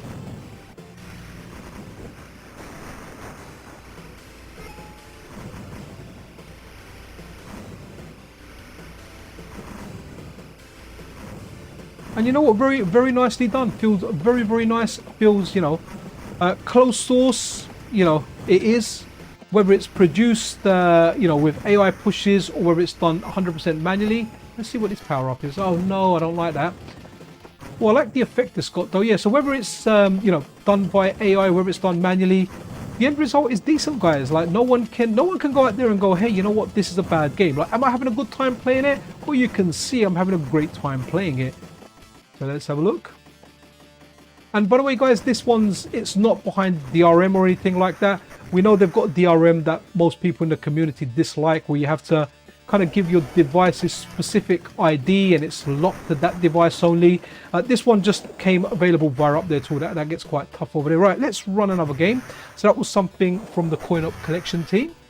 Yo, good evening, Philae. How you doing? Right, let's go and let's look at, oh, so I want to have a look at a developer called Shimian, right? So Shimian have done this game. Oh, I haven't got the newer version of it, I think. There's a newer version that's got additional tracks. They've also done Buck Rogers. Hopefully it's got good attract mode because I do want to read some of the chat as well. So guys, this is a banger of a game. And this is something where they have used AI, right? It doesn't, like, my CRT is looking fuzzy now, so much so that I think I want to turn it off. It feels like it might damage the thing. It probably won't, but you know when it's looking so fuzzy and the image is stuck there, you're thinking like, nah, it might do something to my CRT. Probably won't. But here we go. We've got Super Off-Road. And guys, this is a banger of a game, and this is a result of AI. Yeah, man, Coin Up Collection, look, there's no denying that the games that they do are fun to play, right?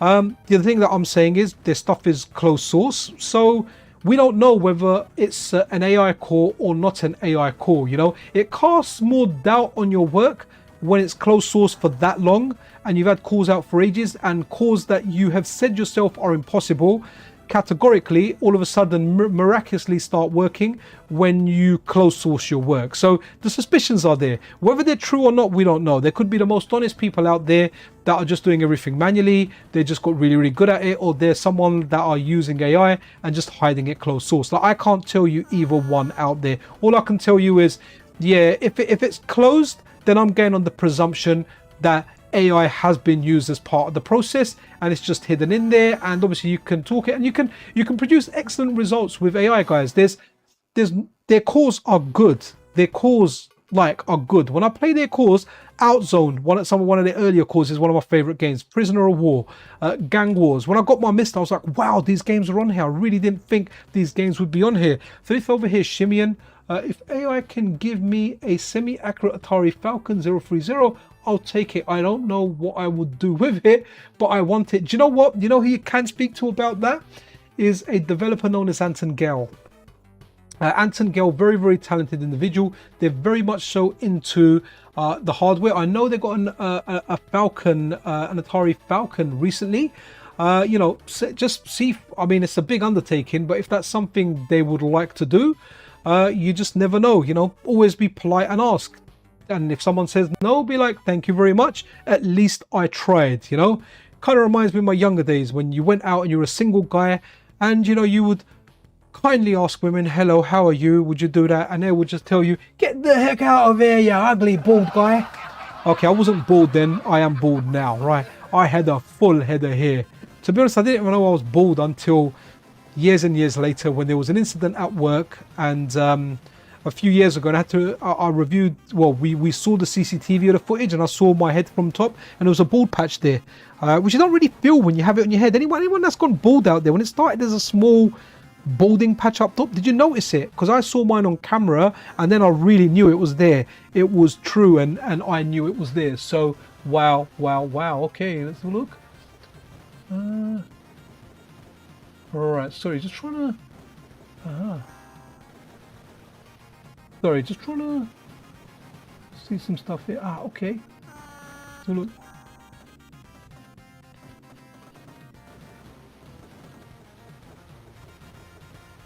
All right, 3. Just thumbs up here.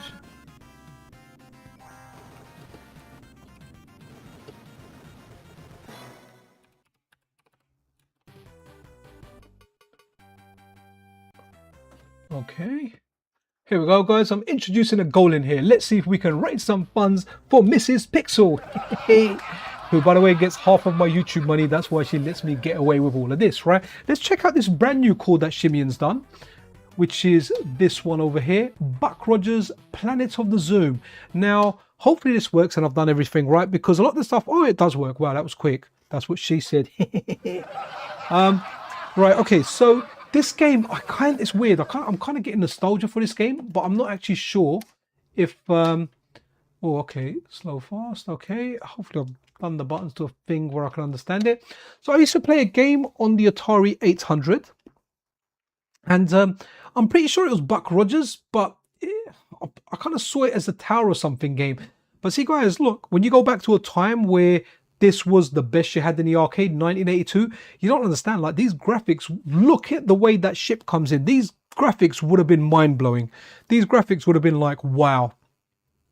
You would have been in the arcade thinking like, wow. Like I would have been very young then, so wasn't really gang arcades. Only my memory of arcade machines around 1982 is like in minicab stations when we were waiting to get a minicab somewhere. I was with my parents somewhere, and whatever place I was in had an arcade machine, and they never put money in it for me. I just pretended I played it, right? And obviously when the attract mode ended, I was like, no, it's ended, I can't play anymore. So this is Julien, and they've done Buck Rogers, and I'm sure there's many fans for this game out there. But let's pump in a credit. I was gonna say pump up the volume, pump up the volume.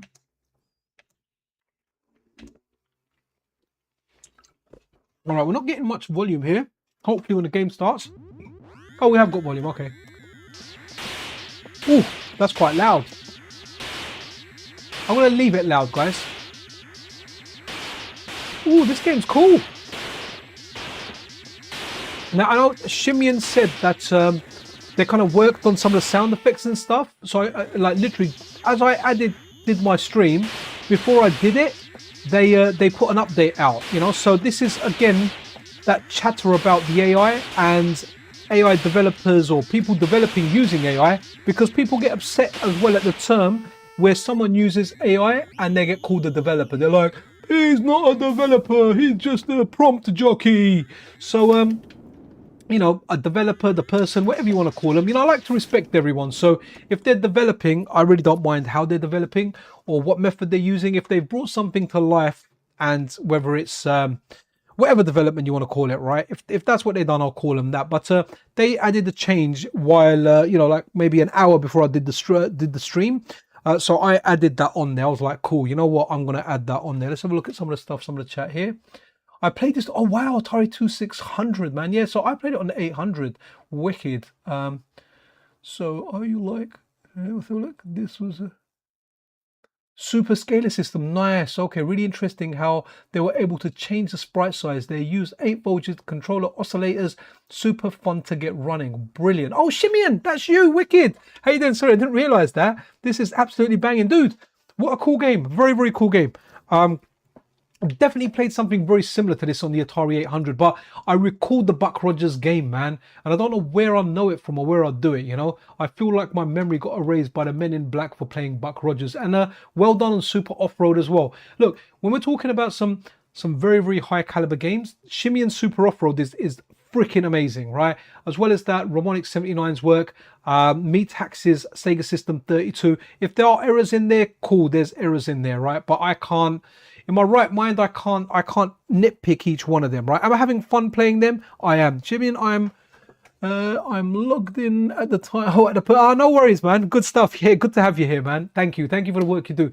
Now, the Jesus Fish, he's done some bangers, guys, and one of them is this one here, Batsugun, and wow, absolutely banging, right? So let's go normal version, let's go vanilla version, and they've done a cracking job, right? And what's really interesting about this is I've seen the Jesus Fish. So the Jesus Fish is a moderator over on the MiSTer FPGA Discord server, and you know, they're a very community first type of person, right?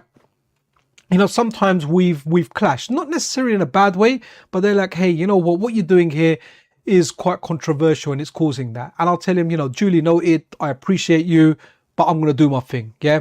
But it's always respectful in everything he does. And I get that. And sometimes you need people to tell you when you're going to do something dumb. You know, I've got a friend that I consult, and anytime I want to do something which may be super dumb on the channel, I'll give him a call. And this is actually my friend that got me into the MiSTer FPGA. And when I want to do something dumb, I'll say to them, yo, friend of Pixel, keeping they really don't like anything on the internet. In fact, when they watch my videos, they don't subscribe, they just don't want their footprint on the internet. And I'll go, what do you think of this idea? And they're ultra cautious, so they talk me through everything. And then I'll speak to a friend that's not ultra cautious, and they're like, yeah man, if it feels good, do it, right? Obviously they've been to prison 4 times and whatnot, so maybe they're not the best person to take advice from. But you know, I've got different people. It's nice for people to ground you. You need people around you that aren't just agreeing with you all the time, that aren't like, yeah, you're the best, you do it. You don't need people to kiss your butt. Sometimes you need people to say, Pixel, what you done there I thought was crap and it was nasty, right? And if that's something there, I'll be like, cool. And then it will make me go and think. You know, sometimes I just think, you know what, someone's being an idiot here. Sometimes I'll genuinely think, you know what, you've actually made a good point, thank you. If I've done it directly, or I've done it, if I've done it intentionally or non-intentionally, it's something that I need to look at and kind of improve. So thank you very much for that. Right, let's do the buttons here.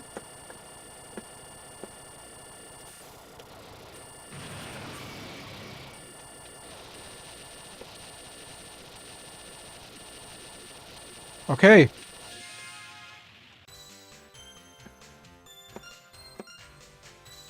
Man, we're gonna go Beltiana. Hey Beltiana, how are you doing?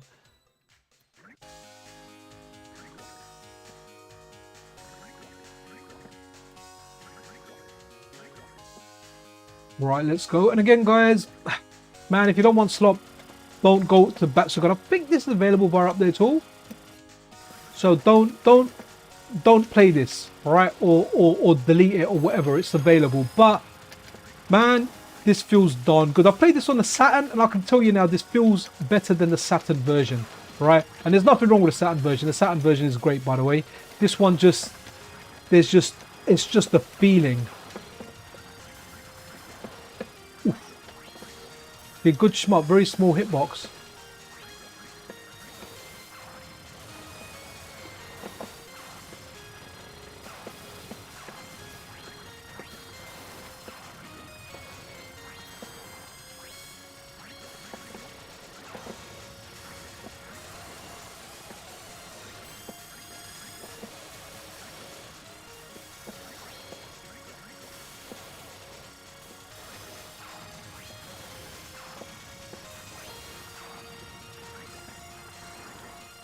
Look at this. Look how beautiful that looks, man. Love. And seriously, guys, I'm having a whale of a time. Look at that boss. Wow.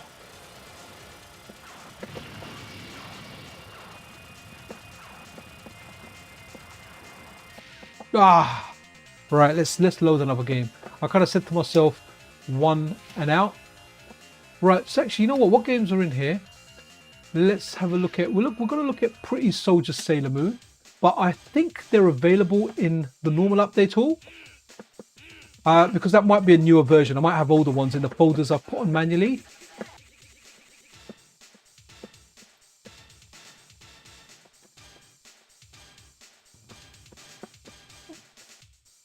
Here we go. Once again, I'm getting to this one here because this is the one update tool fetch. So what I've kind of done to, like, the way I do my folders is when I install calls manually, and I'll give you an example for anyone out there, right? And this will be a little bit of a tutorial for anyone that doesn't know. So if you look here, if we go all the way to the top, right, I've got all these folders here. So I've got calls by Andre Bagazi. Then there's the arcade offset folder, which you get via MiSTer. I've got all of Blamid's calls in here. Then I've got the Pider's core in here. He's done like stuff like, what's he done? He's done Night Slashers. Okay, I've got that in here. Then I've got VolJoe, who done Rainbow Islands, Operation Wolf, Gradius and Argus. Then I've got JLRH. We'll have a look at some of his cores. We started with his Asterix core, actually. We'll have a look at his Operation Wolf. Then I've got some of Hertego's unreleased here, but I think I've moved those out from there now. Then I've got Kando12, who'd actually done Marble Madness 2. So what you do is if you go into your arcade folder, any folder that's going to be visible, you need to put an underscore before it, right? So for example, this would be underscore Kando, and it will show up in there. And then you can, whatever you put in there, as far as files go, will show up. But if you want a folder to show up as a subfolder in here, it needs to have an underscore there, right?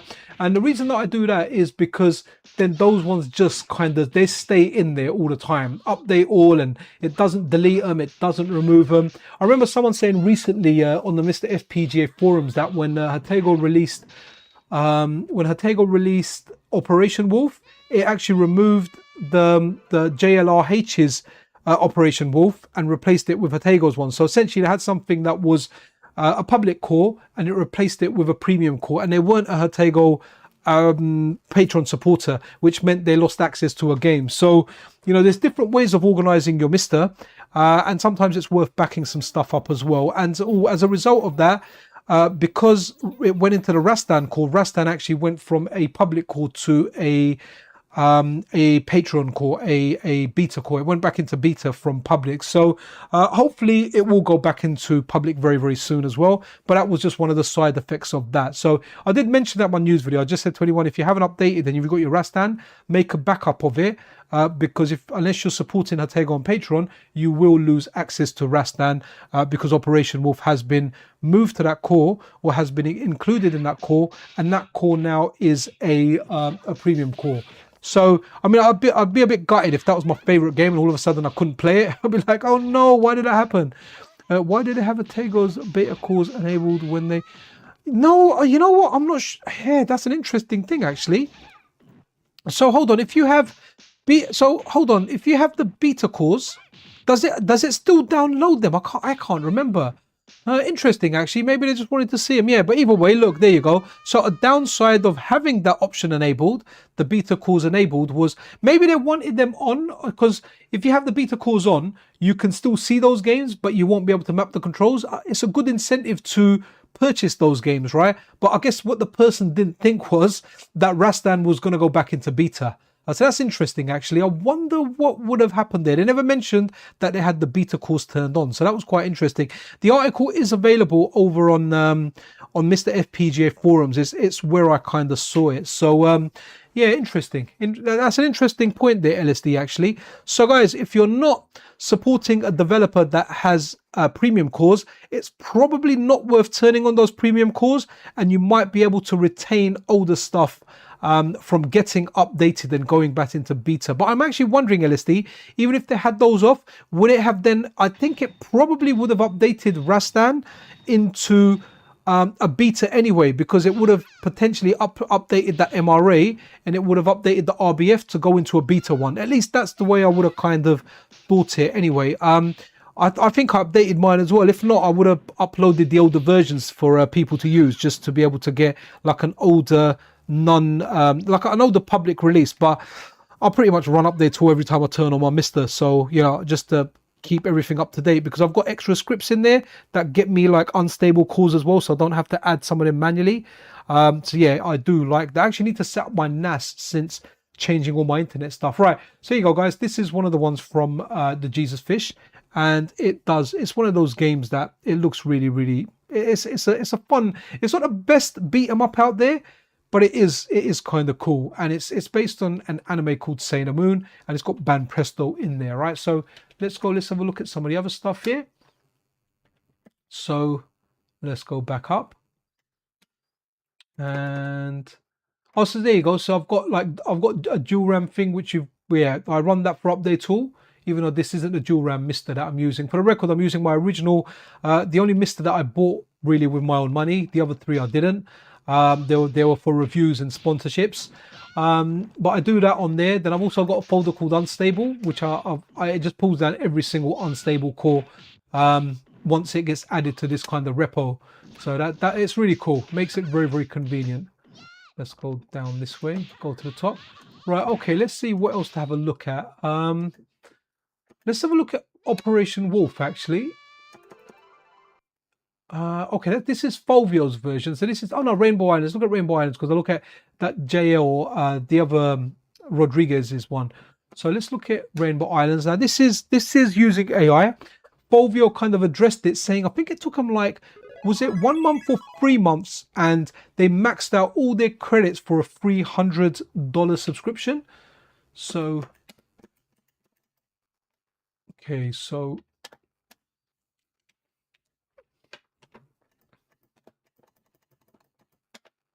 okay, so this is Rainbow Islands, guys, and this game is absolutely fab. And I know Hatego's working on this next, so this one hasn't actually been shared or anything. This was shared with me via VolJoe, actually, who is a director over on Hatego's Patreon. So naturally, he's got access to some of the tools and whatnot. But he made this using JT Framework. Like if I go in here, you can see that this is on JT's framework, but this isn't JT's core. JT's working on this core. I don't know if he's used any of the work that VolJoe's done or if he's done it from scratch. I have no idea about that. I know Hatego said previously that the Gradius 3 that VolJoe did, which if we look here is here, I've got the AI version that VolJoe did.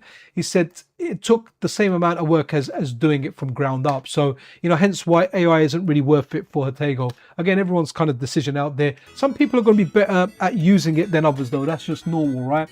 You know, someone that's really down with AI may know how to use it better than a seasoned developer that oh man, the buttons are the wrong way around. I have to change them, sorry guys.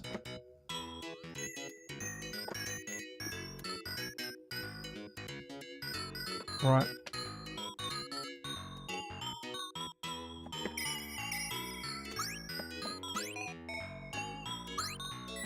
Oh, want the far shoes for sure.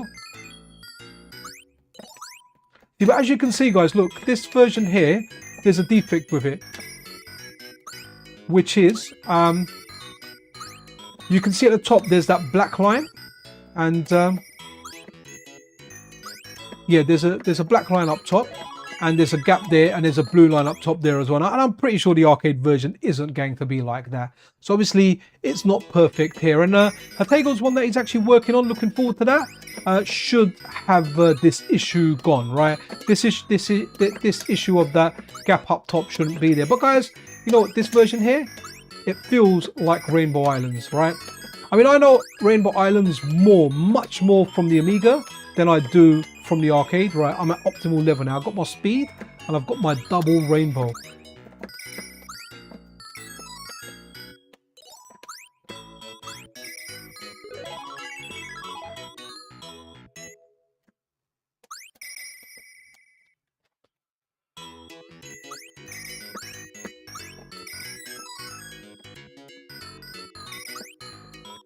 Oh no, I shouldn't have got that.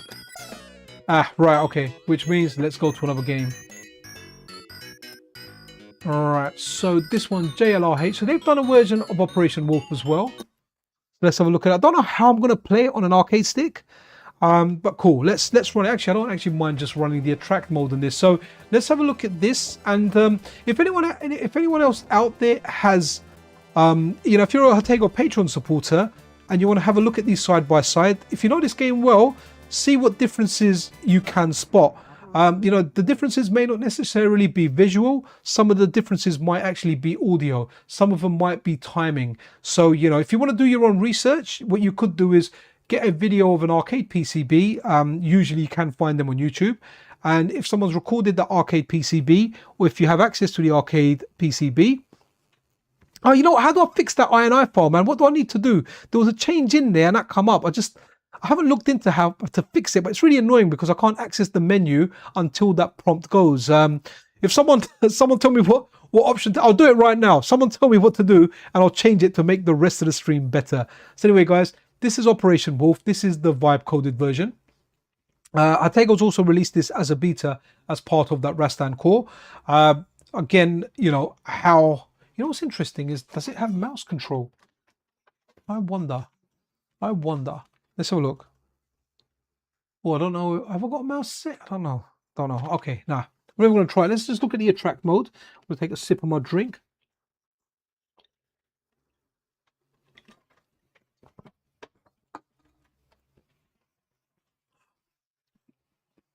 Yeah, so this game had a really good soundtrack. Da, da, da, da, da, da, da, da, da, da. Yeah. Search the error in your MiSTer config. You can comment the line out. Right, okay, at least that's what I've been told. Right, okay, I don't want to do it during stream in case I really do break it, but I can go into it via, let me find something with sound in the track mode and we look at it. So guys, this is a vibe coded version of Operation Wolf. There is a non-vibe coded one as well. There is one that Hei-Long has done himself.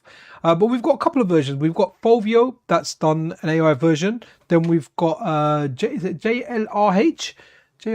I've got, yeah, so Jose Luis Rodriguez. He's on a vibe coded version of it as well. So there's a few different versions of this floating about, You can all check for yourself to see how close they are to one another, which one's better, which one's worse. I have no doubts that Hei-Long's version is going to be the most accurate out of the ones available. But are the differences in accuracy something that you're going to notice as an end player, right? Are you going to be like, oh no, that was like 2 milliseconds out? Are you going to notice that? A lot of people may not notice that, but I do applaud anyone that wants to go for accuracy. In fact, I watched that podcast with Hei-Long yesterday, and he was talking about, the difference between, I think, Rastan and Operation Wolf, where the inputs were different on a specific part, but again, it's something that you may not notice it, and he kind of even mentioned, he said something may make something better or it may make it worse, but it's not going to make it accurate. So it's very, very interesting. To get an accurate recreation is something that's very, very special, and I certainly hope that does continue. But at the same time, if anyone's releasing stuff as with AI, then I will check that as well. Yo, we got Electron Ash in the house. Yep, it's likely because when the main MiSTer got updated, they either renamed or removed certain keywords, so no longer recognize the old names in the INI. Okay. Ash, I can send it to you. I'll send it to you. Let me put another game. If you got a sec, have a look at it, and then we'll put that on there. Right, this doesn't have sound on it, so that's good. Okay, so they've also done this one over here. They've done Wild West Cowboys and Mumesa. So let's go that. Yeah, just need to comment. Yeah, Ash, I am the dimwit in FPGA gaming, right? So I'm gonna send it to you over on Discord, because I've got access to my MiSTer via a network, and I'm gonna send you my MiSTer INI right now, right here, right now. Ash, gonna open my Discord and send it to you because you're a friend. I need to find you though. When's the last time we spoke? Wow, okay, it's been quite a while, man.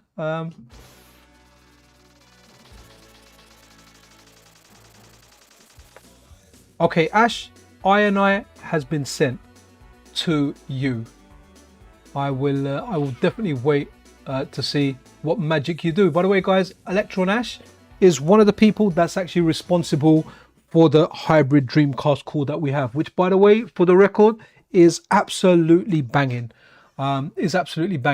SKMP, Korn and Electron Ash, these are the driving force behind the core that we have. It's brilliant, man. I need to mess around with typing of the dead at some point as well, but there was a project that I was working on that if I get information on that, is going to take priority.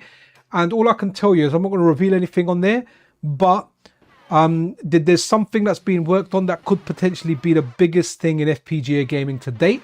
I can't say anything about it, but obviously if something of that is to come out, then whatever I'm doing, I'll drop. I'll even drop the daily news video. This is how important this is. That's the priority that I will give it. But I cannot say anything about it at the moment, apart from it will be the biggest thing in FPGA gaming. Let's get into rewrote the GPU from scratch. And do you know what? That you guys are all so humble, man.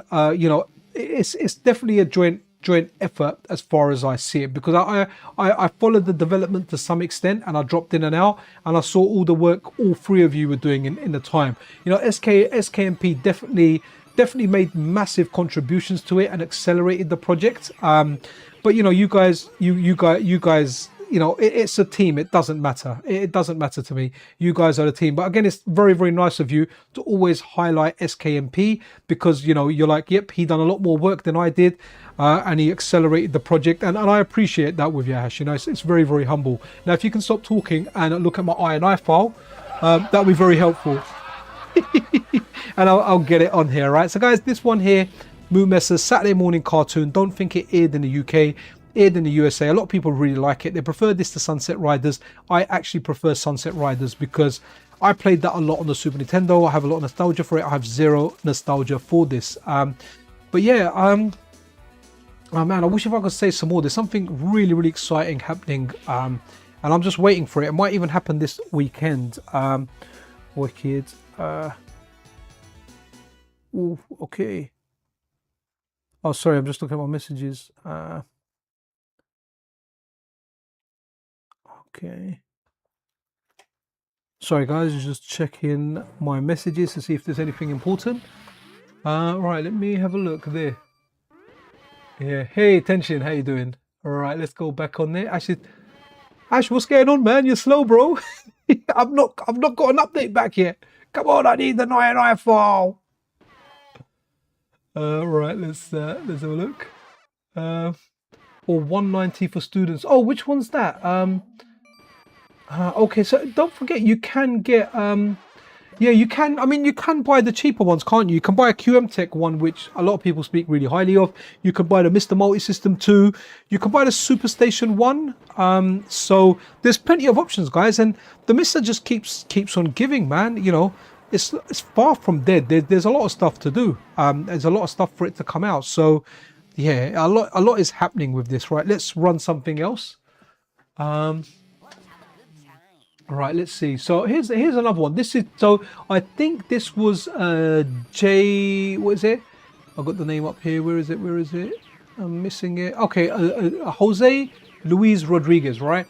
They kind of debuted with this here, and this was a wow. Like, this was a banger of a game to come out. A favorite game of many, right? So this is Niallquinn, and what was it called? World Rally, and it's banging, right? Let's have a look. You can't buy. Oh, wicked! I just got a ping on Discord, which might be from Ash. Hey, wicked! Ash, you're the best. I tell you, you're the damn best, man. An absolute pleasure. Oh, why is it getting blocked, man? Don't block it. I don't want to block it. Download unverified. Yeah, let me download it, man. Windows tries to protect me from Electron Ash. No, that is not happening. All right, let's go back and put that. Let's overwrite the INI file. What I will do though, Ash, is I will put old in there, and we'll see if it works once we load the next game. And I have a new INI file. Right, guys, the moment of truth. What's he saying? Okay, wicked. Ash, I am gonna go back onto the stream. Let's have a look. But thank you. Oop. Okay, send another one.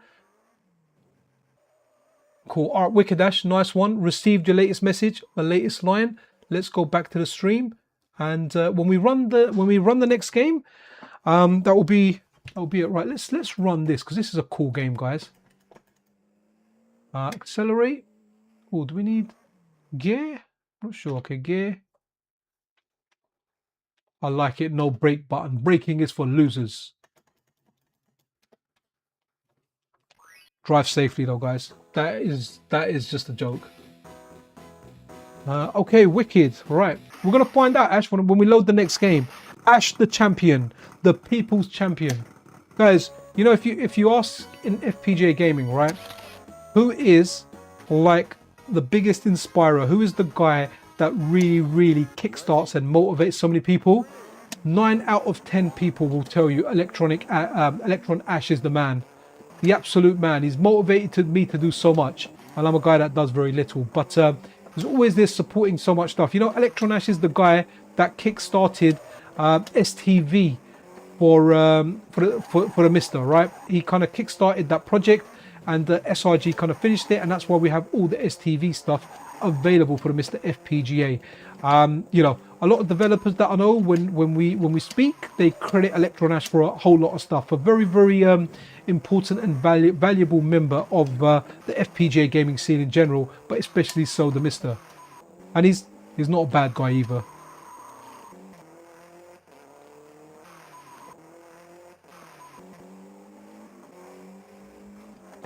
Oof. I'd say don't drink and drive, but I'm teetotal and boring. In fact, when I met Shiffy earlier, it wasn't like, let's go down the pub for a pint. It was like, let's go to a coffee shop. And that's what we did. Man, I'm so happy with my I am so happy with my new internet, man. Not a single hiccup here. Don't want to jinx it or anything. Still got some work to do around the house. Need to set up my NAS. Right, let's have a look. So, yeah, great work there from JLRH. Right, we're going to go on to Kando's one, right? But I want to have a look at... we did Retro Shrimp release. Okay, that's Retro Shrimp. I think that might be AI as well. I'm not sure, though, because I haven't asked them. So, Zila Not Who, right? Mate, this guy... wicked. Right, was it Namco? Soul Edge. Yes, let's do it. Now we have the arcade versions of this. Let's have a look. Oh yeah, Hamgeek, I heard they were dodgy at first, but now they're better, so that's really, really cool. And again, guys, because of AI, we have got these now. Are these accurate to the arcade? Are there going to be differences? Probably so, right? But am I having fun now that they're available on the MiSTer? 100% I am, guys. 100%. This is fun, man. I kind of like it in Soul Calibur. The boy and the sword, the man and the turnip. Welcome back to the stage of history, man. Wish we had a track mode sound. Man, it's hot. Need some drink. Homemade lemonade made by Mrs. Pixel.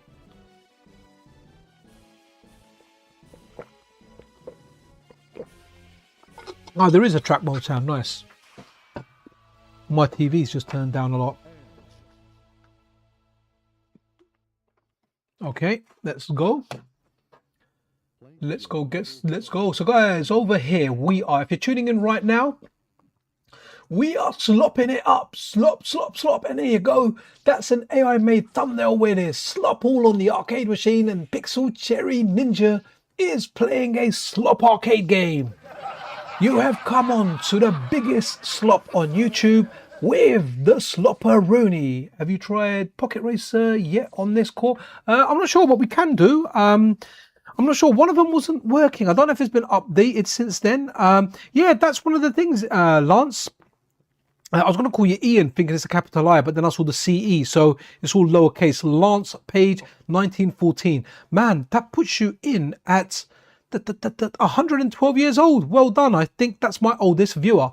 The latency is definitely gone. The latency is gone with a lot of these things. So there is a big advantage to playing these, playing stuff that's on MAME on FPGA, and obviously having access to a CRT as well. So there's definitely thing there. Oh, Langdale just into his... What is going on? Yeah, so Soul Edge is somewhere it's not supposed to be used, right? Let's do the buttons there, because I was probably playing this on a pad before. Oh, button 1, 2, 3, and I'm hoping that's how it is.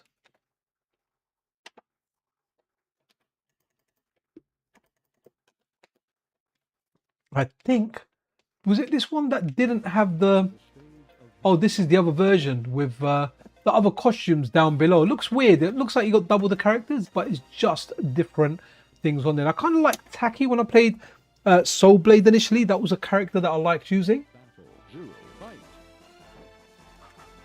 Okay, horizontal, vertical, block.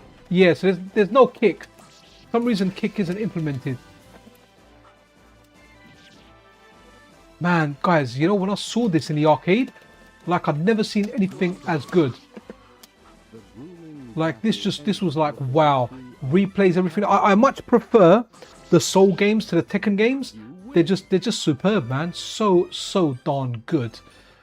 Man, there's a couple of things I really like about Tacky.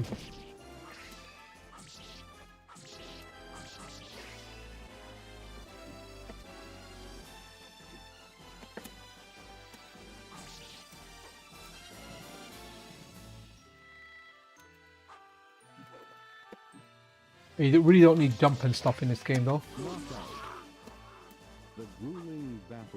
That's weird. I've got for arcade buttons wise, I haven't got a kick button, but I've got block where my kick is. So that's weird. There's a button missing, and where kick is, block is, and where block is, nothing is there.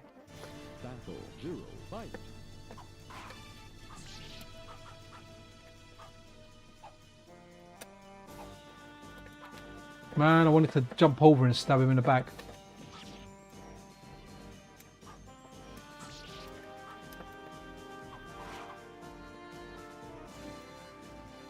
I don't think there was the parry in this one.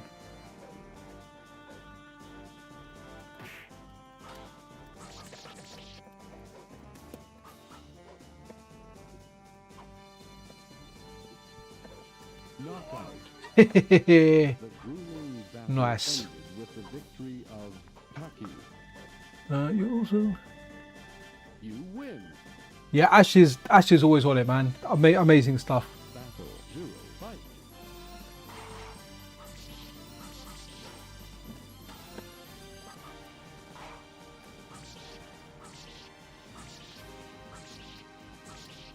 Out of the ring. Okay, out of the ring and out of game. Right. So guys, this is based on Robert Pape's PlayStation Core, but obviously we've got the arcade version here now.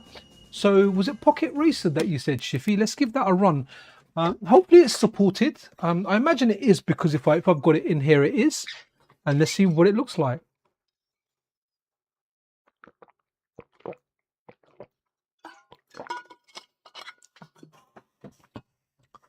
No, I think this is the ones that doesn't work. If I remember correctly, it didn't work for me. That's why I've got the black screen.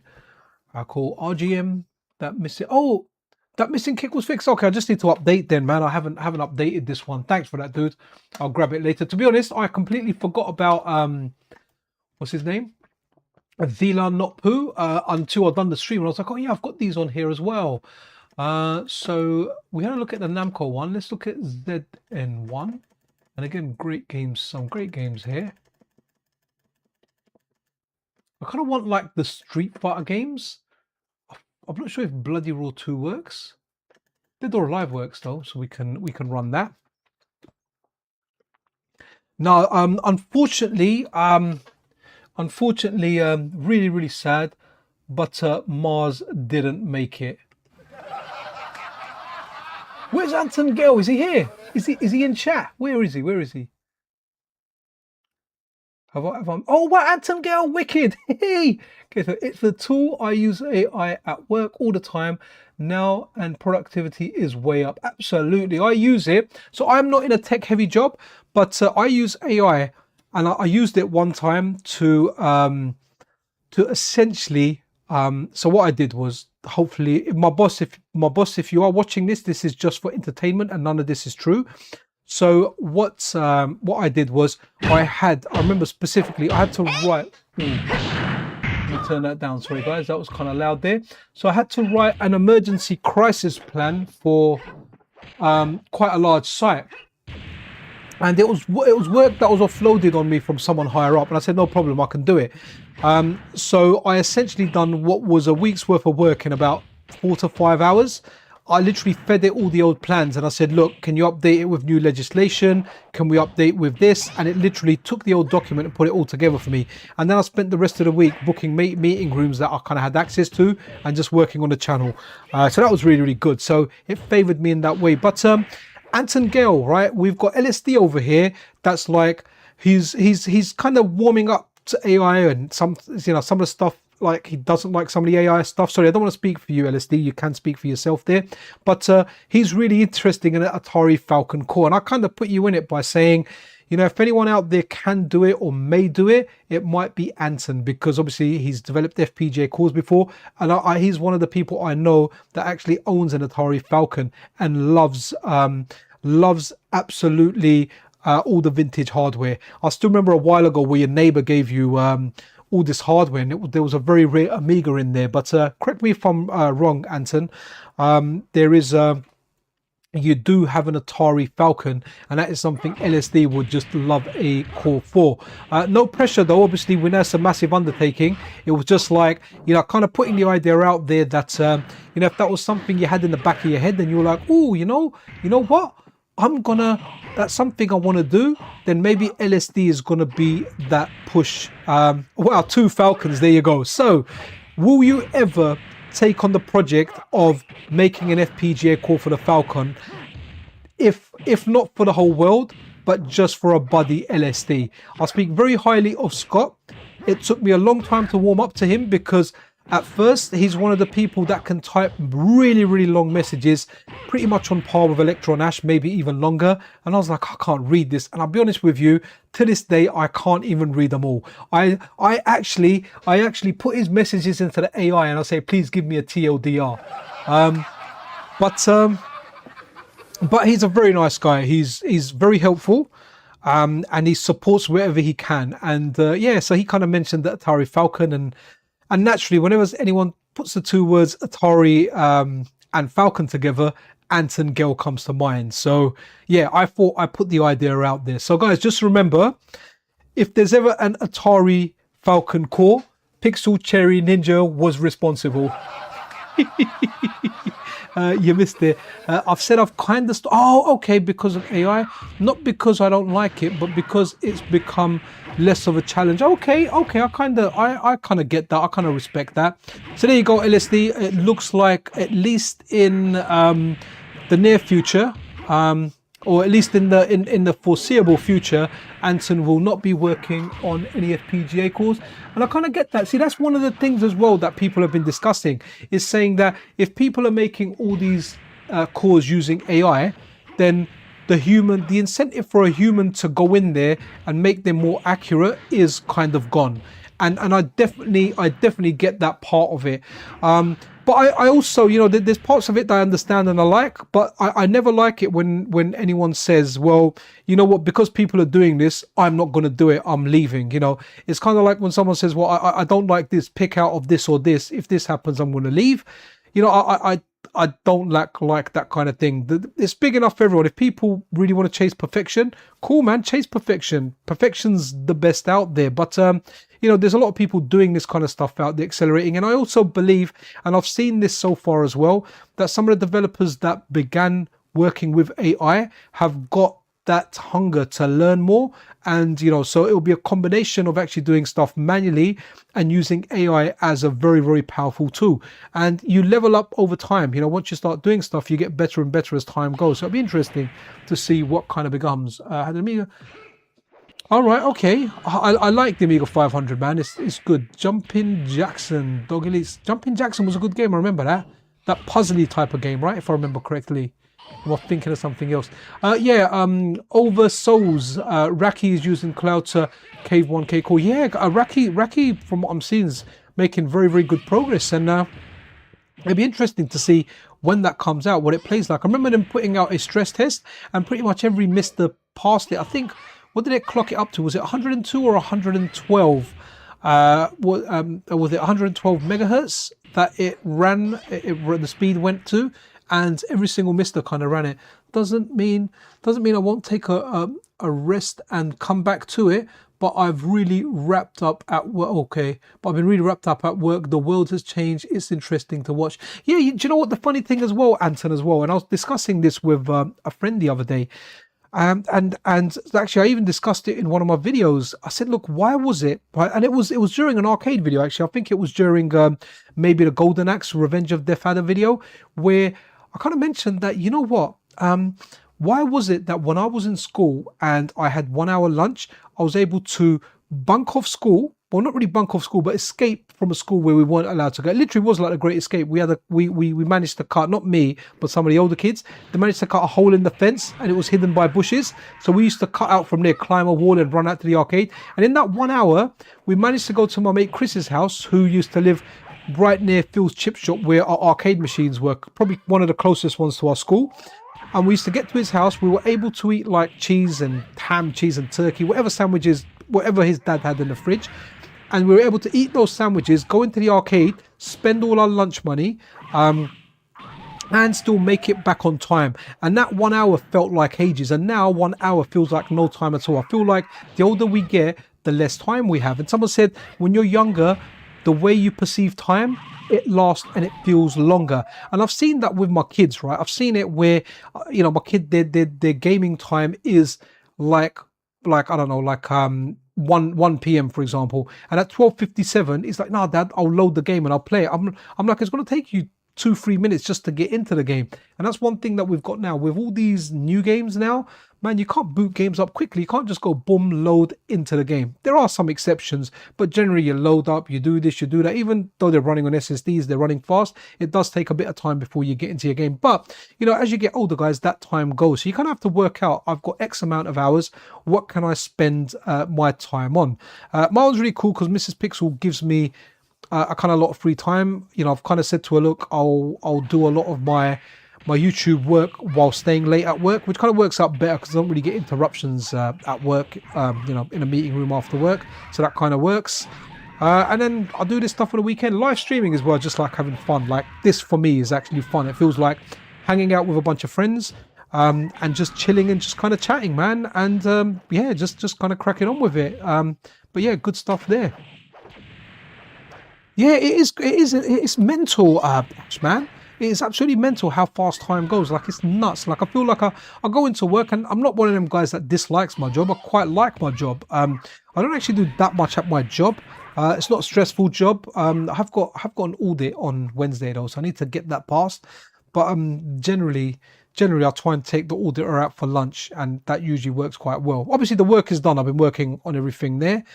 So I think all our compliance is kind of up, but no one likes an audit that where all your work's looked at with a magnifying glass. But yeah, you know, but I'm working Monday to Friday. I am living, as they say, for the weekend, and the weekend goes really, really quickly. It's Saturday night. Wow, it's 23:10. We've already been going for 2 hours and 10 minutes. So I'll max this out at a 3-hour stream, or unless we run out of calls to look at. But I think there's enough AI calls to keep us going. But as you can see, Dead or Alive is looking really, really darn good. And that's just not that's not only because of the bouncy parts. All right, okay. So that was the ZN1 stuff. So yeah, I'm looking forward to seeing what else they do. I want them to do more ZN1 stuff, more particular the Capcom ones. Who we not looked at here? Okay, so I think Earwolf is out. So Rodimus FVC is someone that utilizes AI as well as part of their work. So let's go, and I think Earwolf should have come down. Ah, here we go, Earwolf. We've got Earwolf. That's one of their recent releases. A little bit of an oldie, but you know, it's Earwolf, man.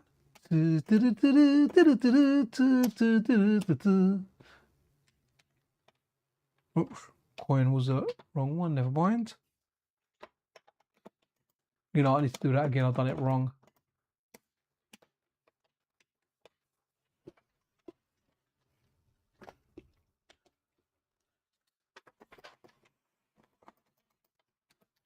Okay, let's go. Okay, sound feels a little bit low there. Let's put it up a bit. And because especially if this has got the Earwolf soundtrack, then we are in for a treat, man. What a great thing.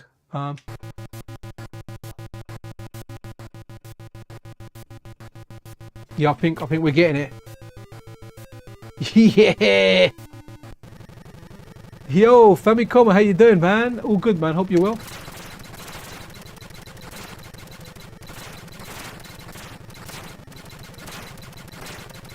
You know what? I feel like I had this game.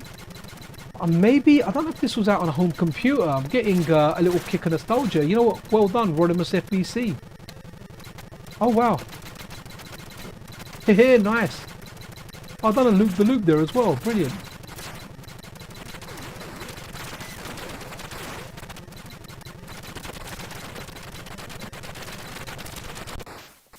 Wow, one shot and I'm dead. Wow. Remember Earwolf though, guys? What a wicked show that was, man.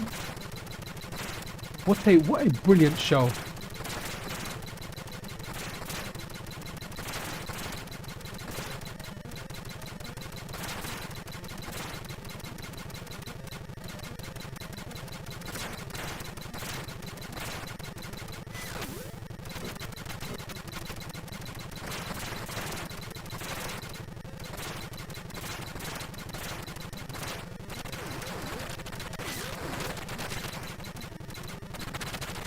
Yeah, this game's cool, man. So Rodimus always says, "Hey, you're gonna like this game." I'm like, Rodimus, man. I don't like the games that you do. I appreciate them, but they're not my games, right? They're from very, very early 80s, and even though I did play some of those games, especially when it came to like stuff like that, getting getting like Commodore 64 stuff, as well as that, what was it, Commodore 64, Atari 800. I liked some of that stuff, but it's not what I kind of like playing now.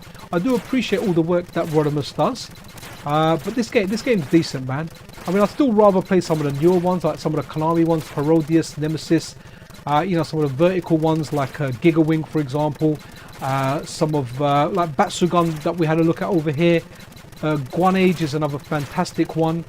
So yeah, there's a whole bunch of games there. They just feel, you know, they feel closer to that 16-bit era that I really like. And I really did like the 8-bit games, but you know, the jump from 8 to 16-bit was wow. It was mind-boggling, man, when that happened. Right, let's run some other stuff. See what else we've got. You know what? Let's do a reset because we've not done one yet. And I want to look at that.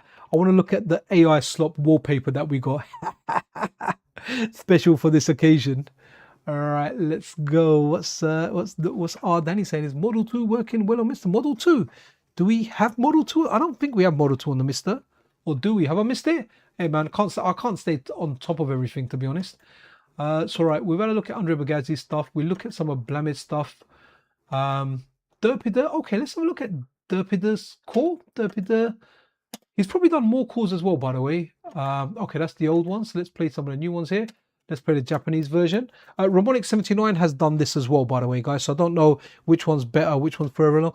All the MiSTer, yeah, the MiSTer Doll games work really, really well. Yeah, no Model 2 at the moment. There you go. I didn't think we did. I guess we'll have to get Model 1 before Model 2, right? At least that's like, I would imagine how it works.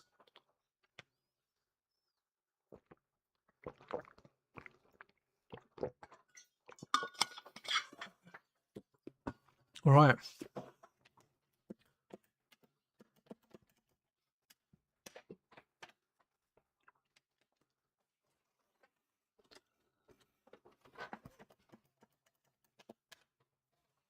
Okay.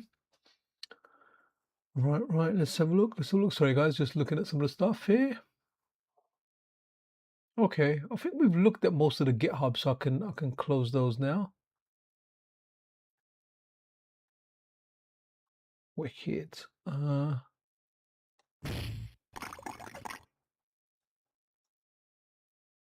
Okay, just close my Discord as well. Very rock game. Like I really like this brawler, and it's not the best. Okay, what's that? I spent 5 hours today finishing the Intel i960 hat for the DE10, so I can work on some Model 2. Wow, okay, good stuff, man. Looking forward to that, didn't you? What else is on Model 1 then, apart from Virtua Racing, right? Is that where we got Virtua Fighter on there as well? And guys, if you are enjoying the stream, can I humbly request that you press that like button? It really helps. But obviously, if you do hate the AI slop core stuff, then you might want to press that dislike button. Completely up to you, but I encourage you to press the like button more. What was the story about auto translate feature on the MiSTer? I didn't understand, didn't bother. Okay, so that essentially is something that translates stuff live, and I think it's also got retro achievements embedded into it.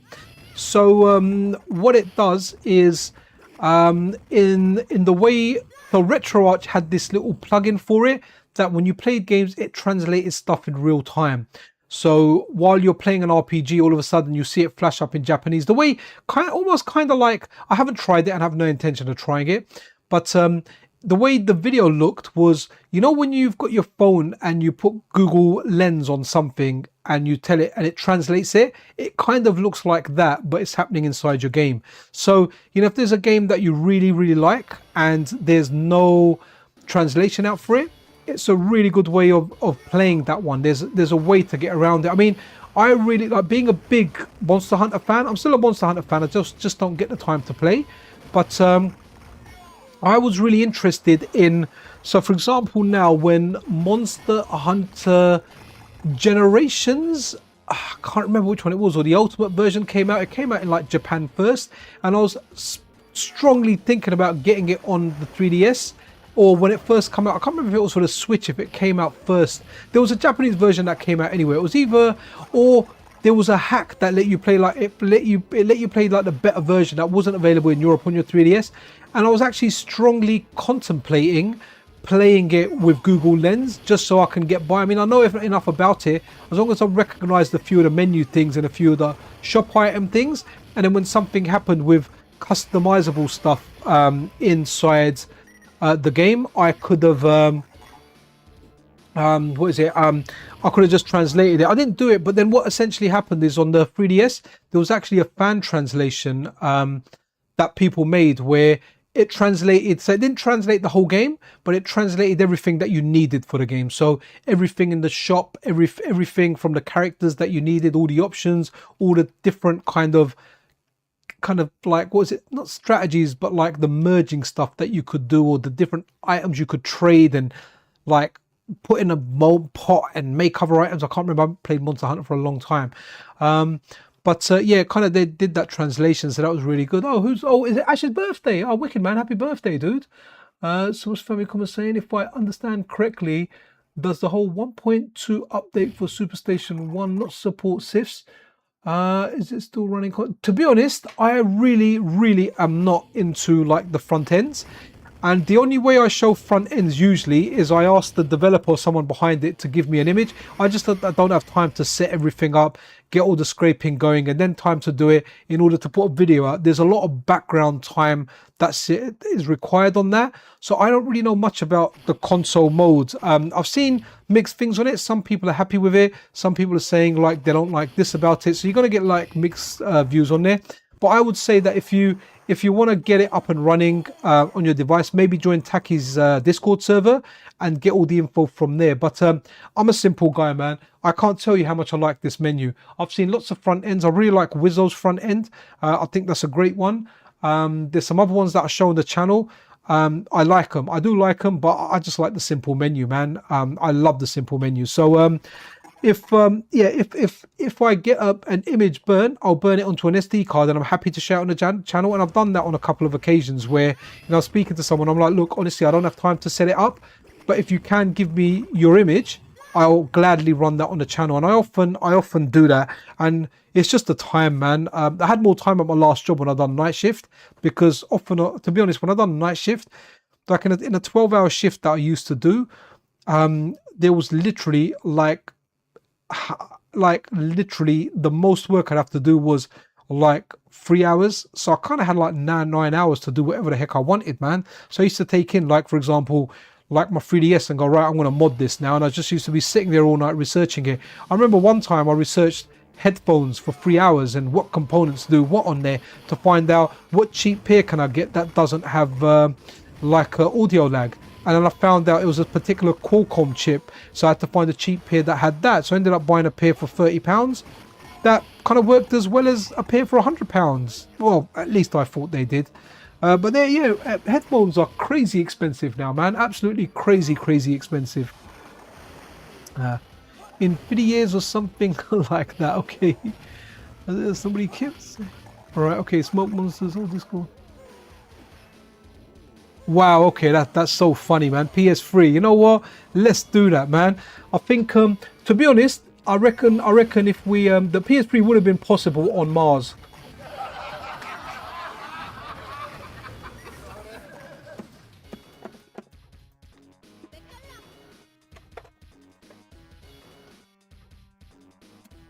I forget there's about a 30-second lag between when I say stuff and when it shows on screen. It might even be like a minute long. That's the downside of doing 4K. With 1080p streams, the lag is less than 5 seconds.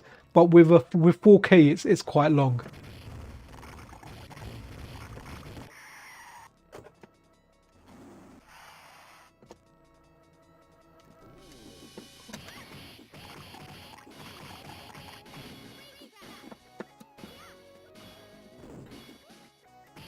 Man, no arms. Guys, see that zombie down there with no arms, right? Right, time for a joke, right? Be prepared to laugh. If you need to go toilet, well, you may just pee your pants, right? So it reminded me, because we've seen zombies here without arms, right? Anyway, there was a guy, right? This guy, he only had one arm, right? That's all he had. He had one arm, and he was super depressed, right? He tried getting a girlfriend, you know, go on a date, and as soon as they realized he had one arm, they'd go away, right? Everyone at work thought he was a freak. You know, he was getting very, very depressed, right? Especially, you know, he was like the 40-year-old virgin, like that movie, but the guy only had one arm, right? And that's it, he had one arm. Wherever he went, like in school, they made fun of him. At work, they made fun of him. You know, they called him the one-arm bandit. They called him every name under the sun. Anyway, enough was enough, right? And he wanted to take his own life, unfortunately. He just had enough of life. He was like, I can't get a girlfriend. I'm never going to taste the beauty of a woman. Everyone makes fun of me. I'm going to top myself. So he goes onto a tall building. He goes to the top and he's there and he's about to jump, right? He's on this tall building. He's about to jump. He's literally had enough of life now, right? He's like, now I'm topping myself. But as he gets to the edge, right, and he's about to jump down there. He looks down there and there's a guy with no arms, right? There's a guy with no arms, and this guy is dancing frantically. Like, he is dancing left, right. He's never seen anyone dance like that. He's wondering to himself, hold on a minute, I've only got one arm and I'm depressed. I want to kill myself. This guy's got 0 arms and he's dancing like he's won the lottery or something. Like, he is super happy, right? He goes, I need to ask this guy for his secret, right? Anyway, goes down the building, goes up to this guy, finds this guy, and he said, look, man, I've got one arm and I'm so depressed that I want to kill myself. You've got 0 arms and you're dancing. Like, what is your secret? He goes, I'm just trying to scratch my back.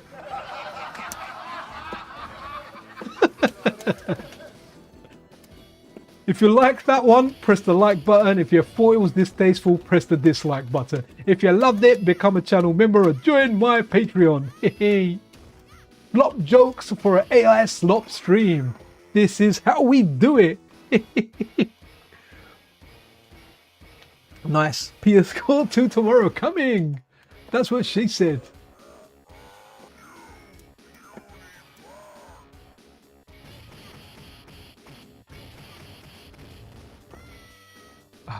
How dare Frankenstein hit a woman?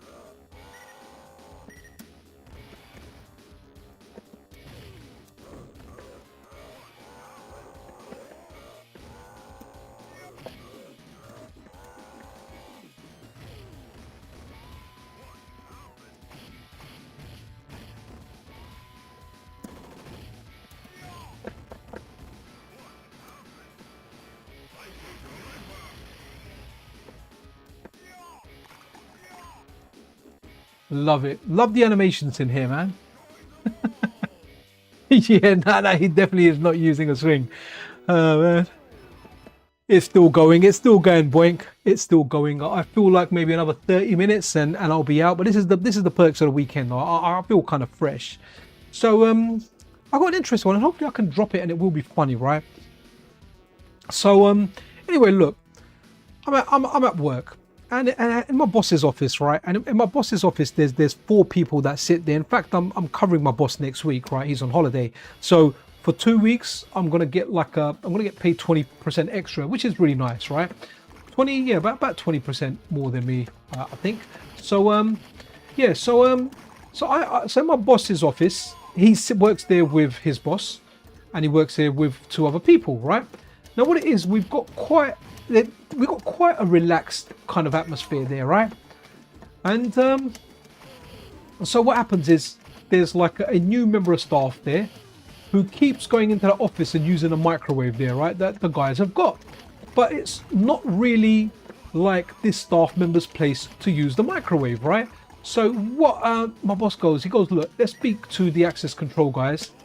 He was like, let's get everyone's access taken off that door unless they kind of need it, right? And all they've done it is to stop this girl from coming in and just literally overtaking the room and just out there and yeah, just being really noisy, really loud, and you know, stinking it out with the food, using a microwave or whatever. So anyway, they take it off, but this girl doesn't get the hint, you know, kind of like, you know, when something happens in an organization, but it's just to do it for one person, but they don't want to embarrass that person, so they make everyone do it, right? Kind of like the episode of The Office where they need Michael's signature for what was it, like you know, like an acceptance. I can't remember the exact word now, but if you're fans of The Office, you'll know they only need Michael's signature, but they put everyone on this training, and that's the only one that they need, right? So anyway, so what happened was they removed the axis on there, and I don't know if it's going to sound funny or if it was just funnier when it was around there. So this girl goes like, oh, I can't get into the office. So she knocks on the door. And they open the door and she goes, oh, I can't get in there. And they're like, look, you know, we've had people coming in here damaging stuff. So we've just done, we've removed everyone's access from this door that doesn't actually like require it, you know. If you need something from here, knock on the door. And bear in mind, we've got staff facilities, right? So where we can go and eat, and they're a lot better and they're very comfortable. But this person kind of likes it there because they feel like, okay, I'm kind of like a manager, you know, I'm using the manager's microwave. Some people are like that, right? Anyway, so this person just doesn't get the hint or reads the room. They bring their food and they put it in the microwave, and they put it in for 3 minutes, and that's like been the longest 3 minutes in the history of ever. You can hear the microwave and it's going. Anyway, we kind of had to leave the room because it was very awkward. I think that was funnier when it kind of happened. I don't think I dropped that one right, but the essence is sometimes you can't get a hint, and when you don't get a hint and you go in there, you create an awkward situation. But it was very, very awkward. Those 3 minutes were like the longest 3 minutes of anyone's life. I saw a video earlier, channel reacting to UK version of The Office. I like. Oh, you know, I love The Office, man. I need to watch it. I need to watch it again. I've watched it like 4 or 5 times already. It's one of the only shows I've watched again. Sorry, guys, that last story wasn't that good. It was amazing when it happened, but it was just one of those things where the person just didn't read it. You know, they wanted this person to not enter the room and not use the microwave, and they knocked on the door and they come in and they were like, yeah, we took your access off, or everyone's access off, so they stopped coming in there. They used the microwave and it was there for 3 minutes, and it was the most awkward 3 minutes ever, man. Anyway, right, let's see what else have we got for the slopper dopper ropper chop. All right, let's go. So we've looked at VolJoe, we looked at JLHR. Oh, Kando has done Marble Madness. Haven't checked this out yet, and hopefully I've got all the right files there and everything. So Kando12 is the dude from Star Fox EX fame. Him along with other people, he's definitely the main guy that I know. Him along with other people, they have he has done plenty of stuff for the community as far as ROM hacking goes. He's also done a lot of fast ROMs for the Super Nintendo. I know that was something someone else started. Was it Viola or someone that started? I can't remember their name, but kind of Kando12 took on that work and done it, and they literally said, look, I am gonna vibe code a MiSTer FPGA core. I like this game, no one does this game, and I am gonna do it for myself. And 16 hours later this was produced, right?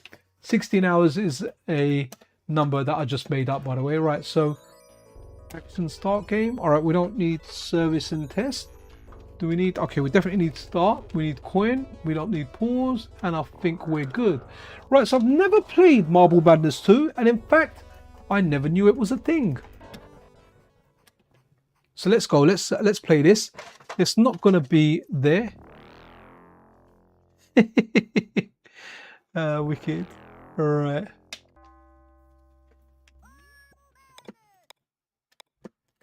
Hopefully, I know you can. It's got trackball support as well, by the way, guys. But I'm not using a stick with a trackball. I just like using wireless stuff. Okay, controls feel good. I'll press a button for turbo speed. Oh wow, okay. I mean, it's reviewed fantastically. What was that game on the NES with a snake that was kind of like this as well? Wow.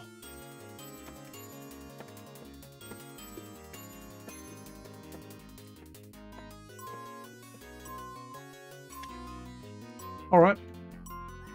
Nice. Okay. Excellent. Who likes Marmite? See, you know, people say you either love or you hate Marmite, right? Honestly, I'm someone that doesn't mind Marmite. I really have it. No one in my house eats it, so I don't really buy it. But on the occasions I have had it, I've kind of enjoyed it sometimes.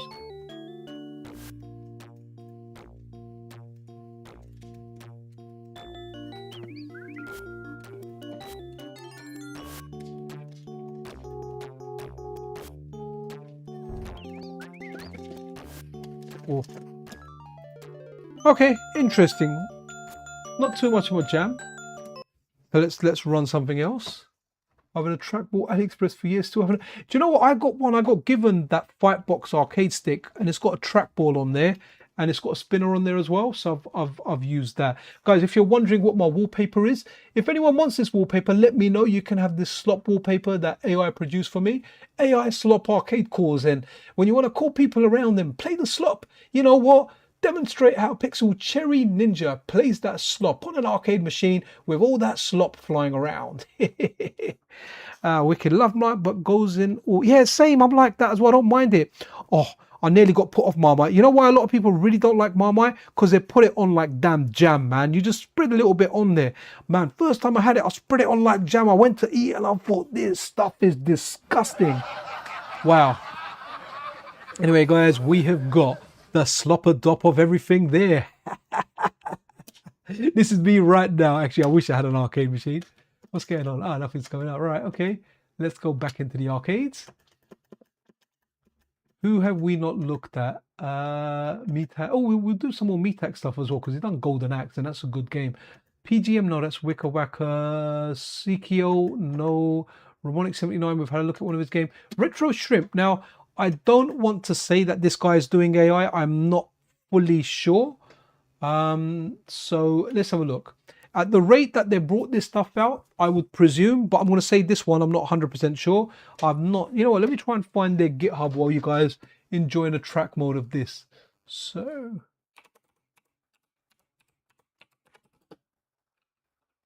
and hopefully Google just does it. Let's have a look. Oh, wicked. Retro Games Italy. Okay, is this the right Retro Shrimp? No, it's come out with something else. Let me see if I put Retro Shrimp GitHub MiSTer, something comes up hopefully.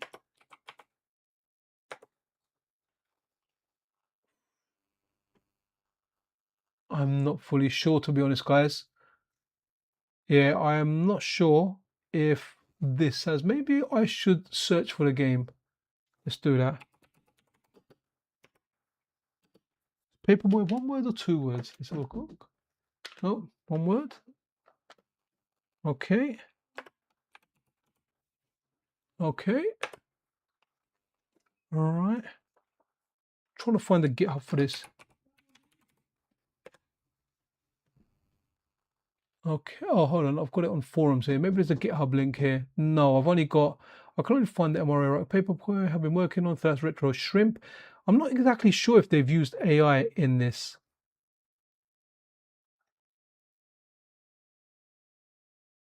Okay, right. Not fully sure, guys. But you know what, Paperboy is out there. So I won't dive too deep into this because I don't want to say AI if it's not. If anyone knows out there, then let me know. If anyone's got the GitHub, we can check to see if Cloud was used in the process. But did this come out rather fast? So let's have a look.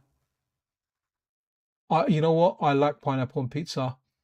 And new Star Wars episode. Ooh, episode 1 I don't like though, man. I'd rather eat a lot more pineapple on the pizza than actually watch episode 1. I did like The Force Awakens, but when I watched it the second time, I didn't like it. So yeah, not into that too much. All right, but yeah, number 1, yeah, not really. Episode 1, nah. Was it episode 1? It was episode 1, yeah, with Darth Maul. Episode 1, 2, and 3, I didn't like.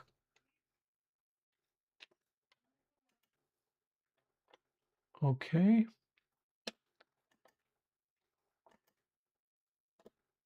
Okay, give me one sec, guys. I may have to just pop out for a minute. Or let's have a look. Okay. Oh, let me run the Golden Axe game, guys, from Meat-Hacks. Okay, guys, back in 1 second. I will be back. Just bear with me. I have just something to do. Sometimes life gets in the way. Give me 1 sec.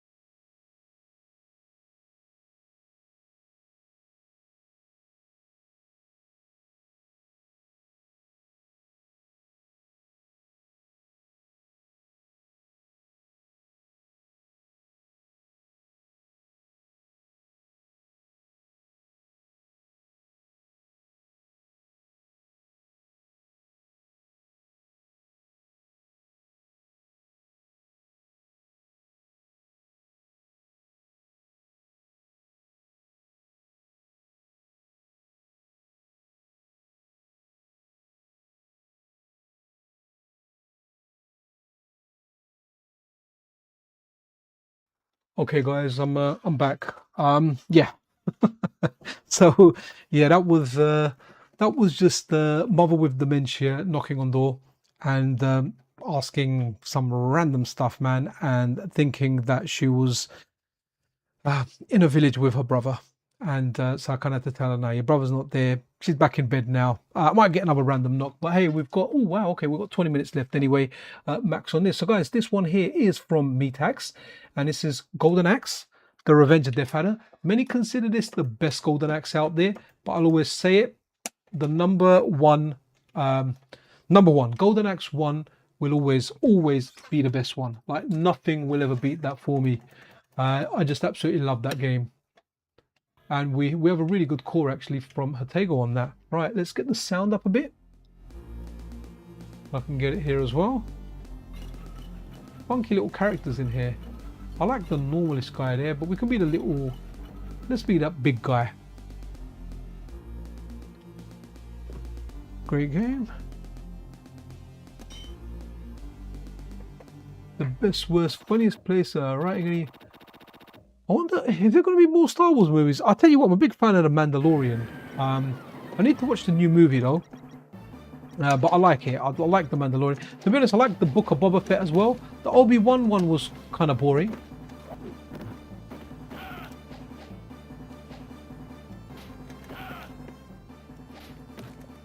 Yeah, see, look, good work here from Metax, guys. Look, the oppressors, man. They get better in there. Can I just rescue the lady? Wow. The mounts again are very interesting on this. Fire breathing little mantis thing here.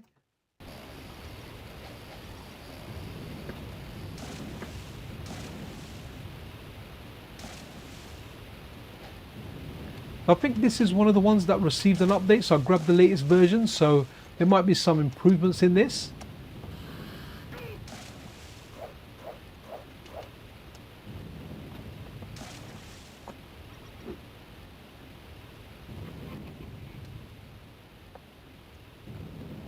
Man, I hate these little things. Come here.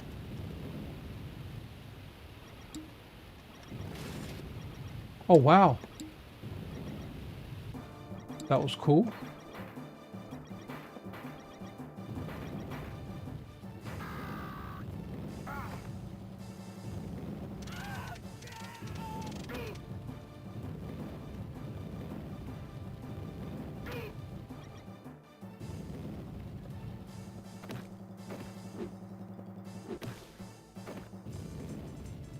Man, those effects when you destroy the statue looks really, really good. Okay, so there was a bug in the earlier version where this energy bar, instead of the energy going down, it went up.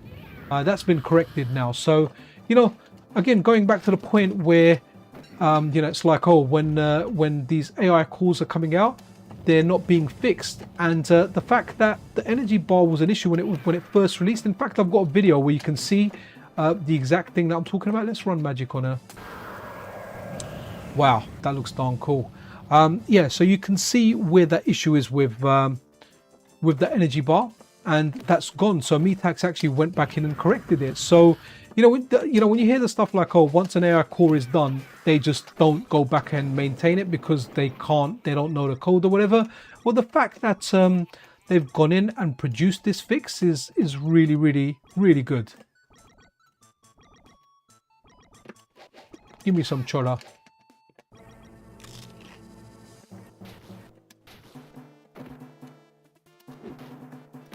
That's quite a little butt stomp there.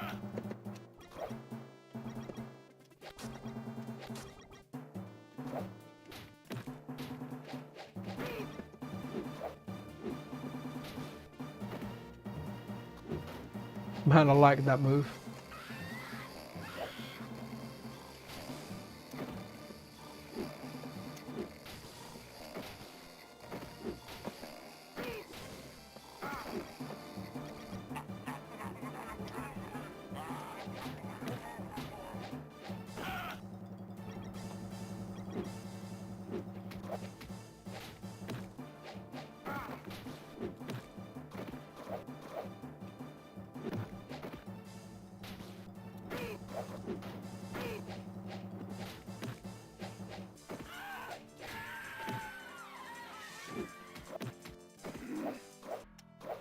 Okay, right, let's see what other games we got, guys. Okay.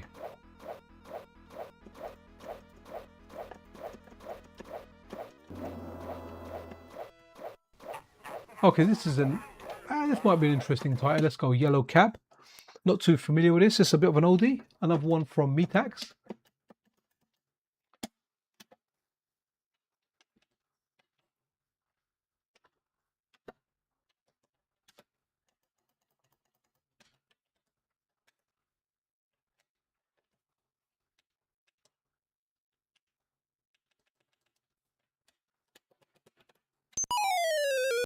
Oh, that's quite loud. Let's get that down a bit. See what we got here.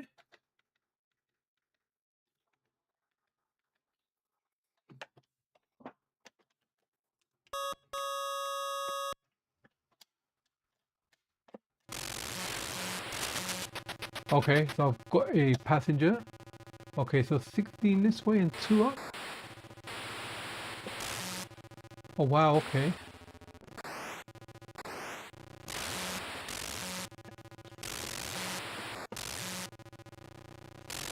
Ah, interesting.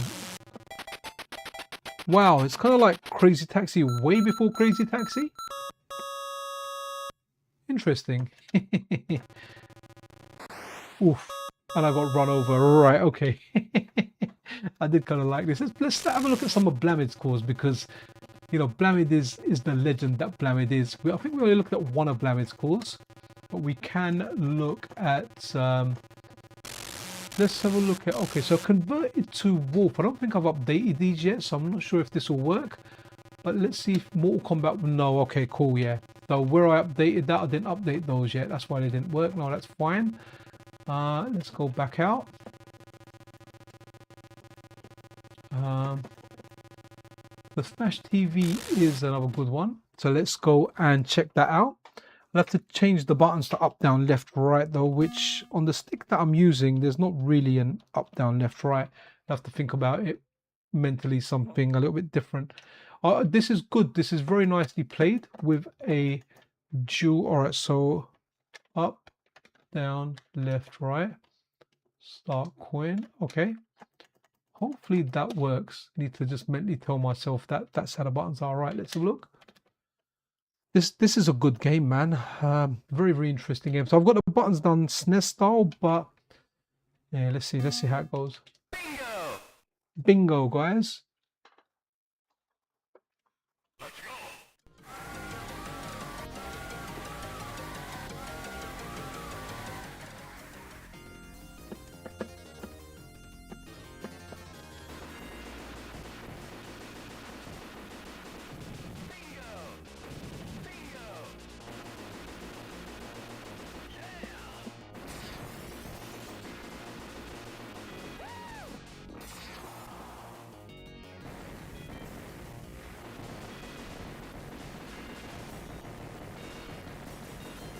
Yeah, this arcade stick, the buttons are it's a bit difficult for me to play because they're not really up, down, left, right on like a Super Nintendo style pad.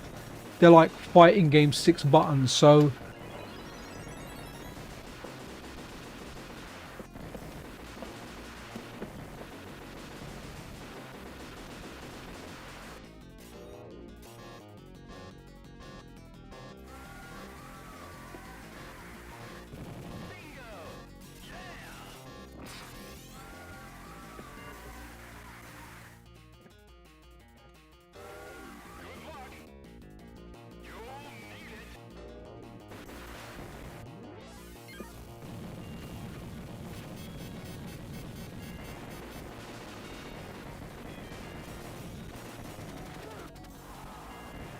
yeah, a bit tough to play this. I'm gonna get out of here.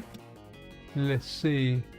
Oh, Gladiators, the new game that he done. I haven't checked that out, but a lot of people do speak highly of that game. So let's check it out. Do you know what? I was very rude actually, and I am sometimes. I make those bad jokes. So attack 2, attack 3. Actually, you know what? Let's see how that works.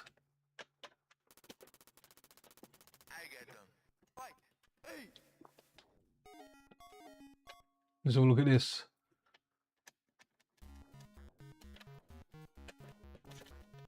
Oh, okay. Yeah, you need to have your buttons a certain way.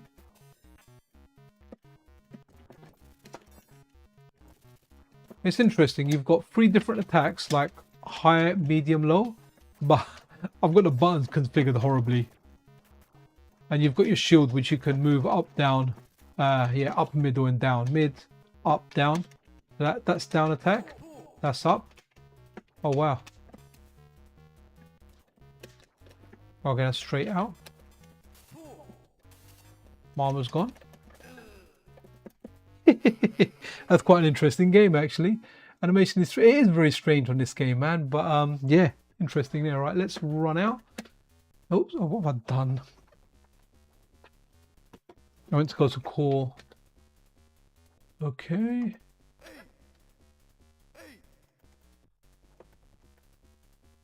So it's funny because I think I've got my MRAs are loaded correctly. So Mortal Kombat 1 should load now because I need to make some adjustments and I haven't done it now because I had those wolf hacks on there.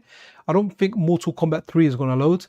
Mortal Kombat 1 is going to load here, and let's load that. So what's essentially happened, guys, is where Bjamiork has released his wolf unit core, there's actual hacks available that let you play Mortal Kombat 1 and 2 on the wolf unit. So it means on that hardware you can flash the hardware to run this. So the community have made those, and we should get Mortal Kombat 1 over here, which is interesting. I just need to mess around with my files so I can have, like, I don't know, I probably need to change an MRA or an RBF name or something. I know they're available and the fixes are there. We've also got a Ultimate Mortal Kombat 3. You know what, while this track mode is running, let me see if I can actually add that onto, if I can grab the files and add those while we're doing this, which will be interesting. Okay, I've got my MiSTer open, so bear with me, guys. I'm going to try and get this on here. Let me just get into my Discord DMs. Okay, so I've got the MRA here.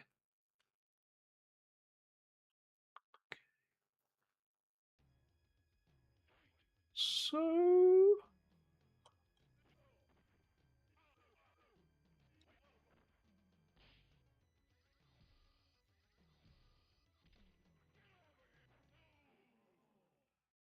okay, I've put an MRA on there. Just need to get the right ROM and some other things on here.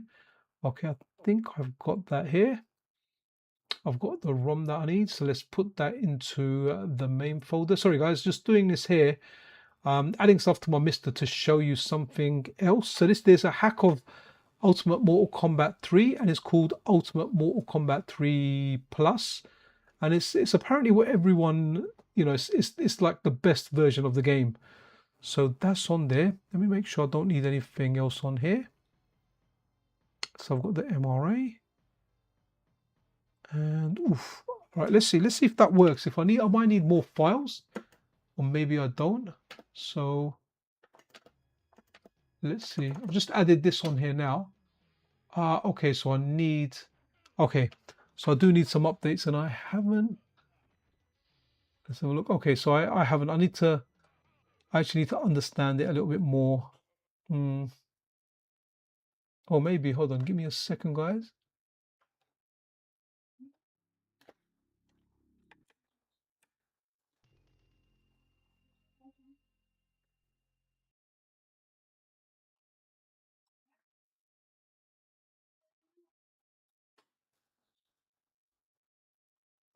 Okay, yeah, but I don't know how to get this running at the moment. I have to look into it later.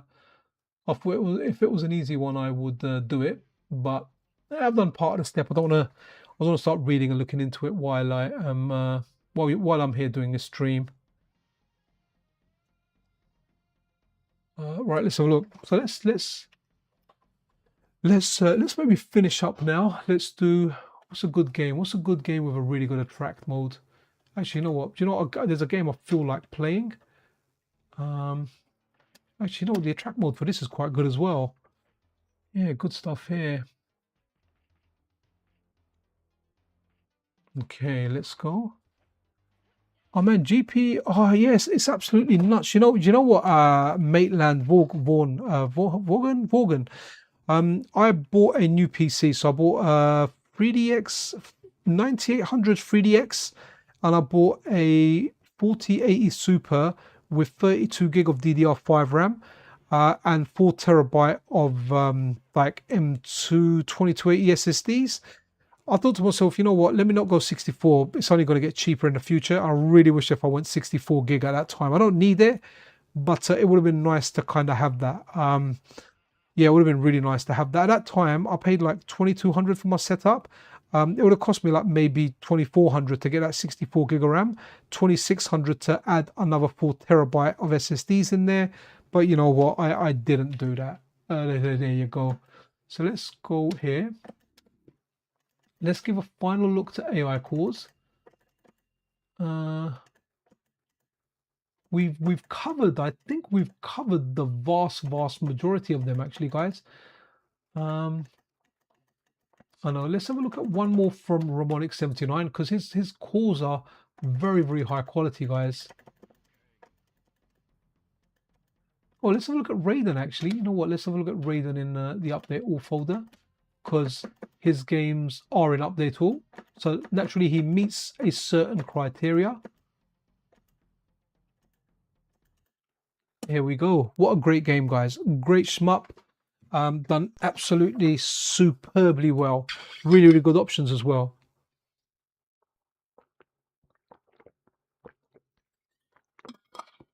And this is where you know Ramonic79 really knows the game, right? Because there's an option in here to swap between 1 player and 2 player, right? And apparently the reason for that is if you play it 2 player on the 2 player side, then what happens is the game is a little bit easier. So if we go into options here, and just to kind of show you here, so we're going to be 2 player now. Clean pause, okay, you can have a clean pause. Video options here, and again, aspect ratio original, scale normal. You can have integer if you want. All the different rotation options in there. You know, just your normal ones. It's hard to hear. You go, that's the normal one there. Flip 180. Okay, didn't work there, but maybe if you need a reset. Refresh rate original, running at 59.4 hertz. And again, look, all these options are in there. You can shift all, you know, this is for a CRT. You can shift everything that you want there. So no adjusting you want it as manually. You can just adjust your CRT with the module that Ramonic79 has put inside. So some really good stuff here, guys. Let's go and save that. So now when I start the game, I don't know if I need to do a reset. When I start the game now, I should start it on 2 player side. So it's like putting your credit in. There you go. I'm on the blue ship, which means I'm on 2 player side. And you can see this lit up there. So we should get an easier game. This is what someone told me. Someone said, wow, Ramonic79 really knows this game because they've put this option in there because they know about the difference as well. So it doesn't mean you need to plug in 2 controllers and press it on there. You can just do it with 1.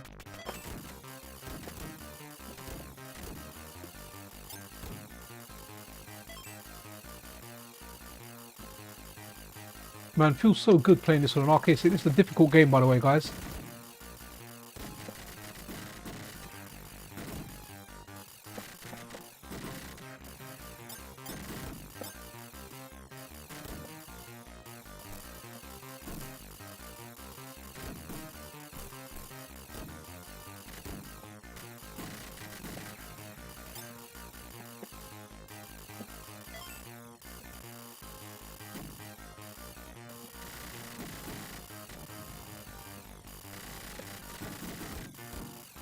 Man, bullets in this are fast.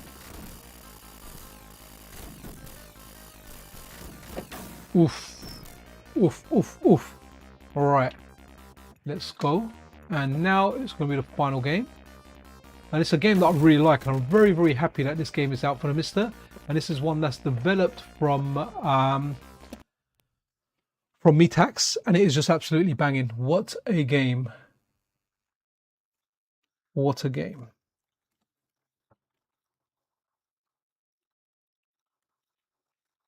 Wow. Okay, I've got quite a few messages, man, to read after. All right, let's run this. And again, from a collaboration between Sega and Sammy, I think. This one is. And it's Dynagear, guys. Let's give this a quick go and then we'll look at the attract mode. But I really like this game, guys.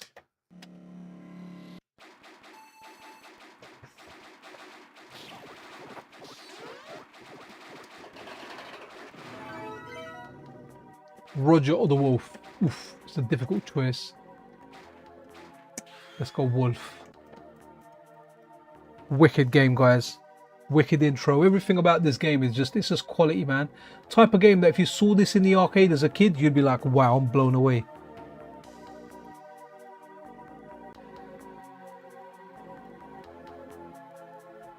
Okay.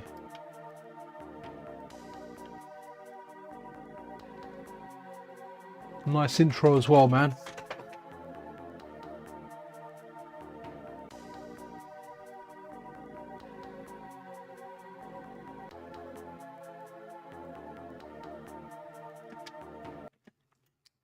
Right, Dynagear. Guys, remember the name of this game. Very, very good game.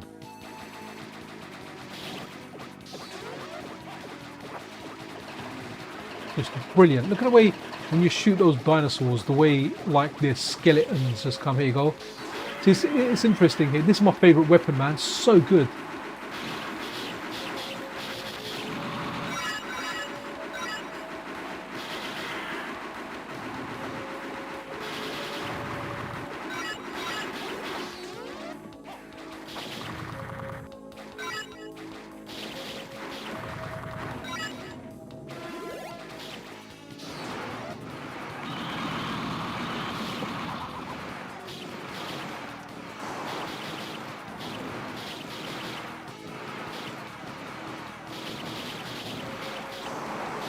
Oops.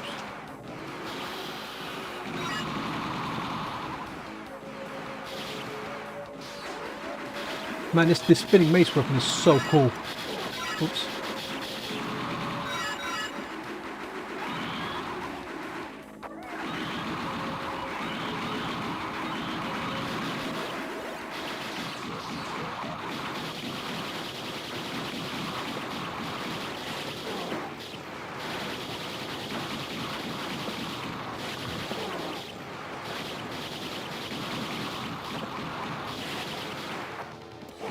Okay.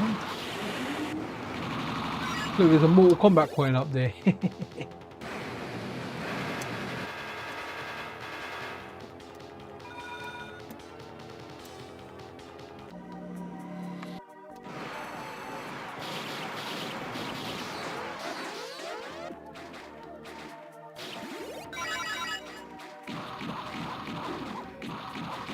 I think these guys are my friends.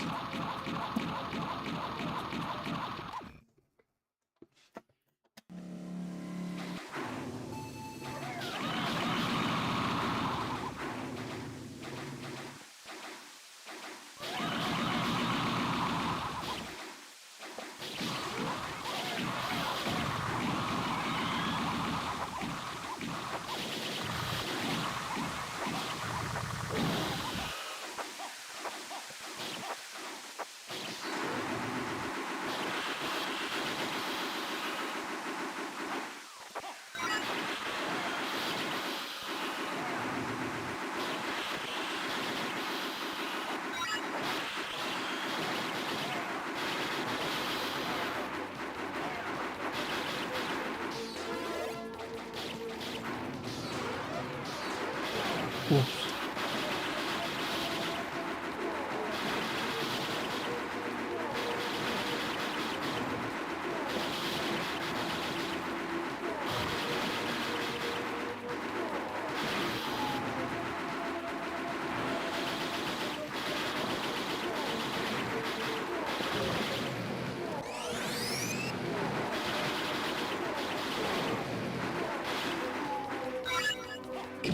Man, seriously, what a game, guys.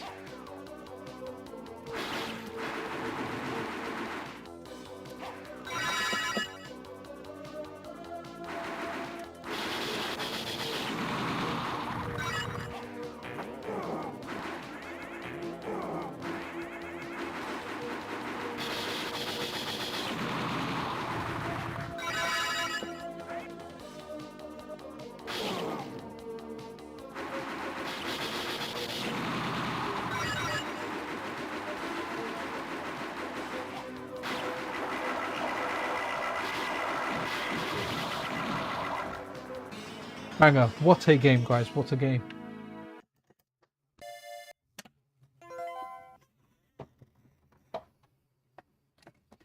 So with that, guys, I think it's time to end the stream. Wow, it's 3 hours and 4 minutes, man. It's been emotional. It's been quite the long stream. But you know, the important thing is, what do we take away from today? Yes, we are getting a lot of cores that are using AI. People are using them to different extents. Sorry, they are. Some people are using it as a driving force. Some people are using it as a tool to help them. But either way, it's producing some very, very good results. You know, is it going to be 100% accurate result? Well, even stuff done manually, you could argue that it's not 100%. Is it good enough for me? Well, yes. There's lots of cores that are out there that have never or have not used AI in any capacity, and I like them. There are cores out there that have used AI and have come out very, very quickly, and I absolutely love them as well. Stuff like, well, a lot of stuff that we've seen here. This is a prime example. This game, play it, it is freaking fun. So, you know, I guess the main thing I'll be was, you know what, don't listen to everything out there, make your own mind up, right? Don't just go, oh, it's AI, we hate it. Check it out for yourself. You might like it. You know, if you hate it, fair enough, right? If you know something so well that if there's a pixel out of place, or if the sound pitch is slightly different, you can hear it, you can see it, then cool. Wait for a version, or like they say, play MAME, play something else. But the most important thing is, guys, do what makes you happy. Don't worry about what anyone else says. If you're good with it, you're good with it. If you're not good with it, then, you know, I respect you either way. If you don't like the AI stuff that I'm showing on the channel, cool, you know, don't watch it. If you're all right with it, absolutely watch it. But ultimately, guys, the MiSTer is an open source project, and I don't think there's anyone really out there that should be dictating this is what should be going on here and this is what shouldn't be going on here. I know Sorgelig is the main founder of the project, so I guess if he decides, you know, this is going to go on here or this isn't going to go on here, then cool, maybe that could be some kind of voice for the MiSTer. But, you know, we've got people on there with their other framework, like the JT framework, like the CoinOp Collections K3 framework. These are additional things on MiSTer. They're not part of official MiSTer development. So, you know, one could argue that if those are allowed on there and other people want to bring stuff on there, well, you know, why can't they bring that on there? It's like it says, it's an open source project, and it's completely up to you if you want to download it or you don't want to download it. Same as with Windows. Windows is Windows, but it's a system you can add a lot of stuff to. If you don't like something on Windows, you don't like something on Mac, you don't like something on Linux, well, no one's put a gun to your head is making you download it. So ultimately, it comes down to your choice. And what I wanted to show you guys today was what we are getting as a result of AI, you know, and it's down to you. Like it, love it, lump it, good, bad, ugly, it's all yours. But I feel like I'm going to go around in circles here with this. Yeah, guys, that's it. I'm going to kind of end the stream. Again, if you've enjoyed this video, really do appreciate you pressing that like button, subscribing, all that good stuff. Have a great rest of the Saturday wherever you are. I'm actually 8 minutes into Sunday now. It's 8 minutes past midnight. I'll see you guys around, man. This is PixelCherryNinja out.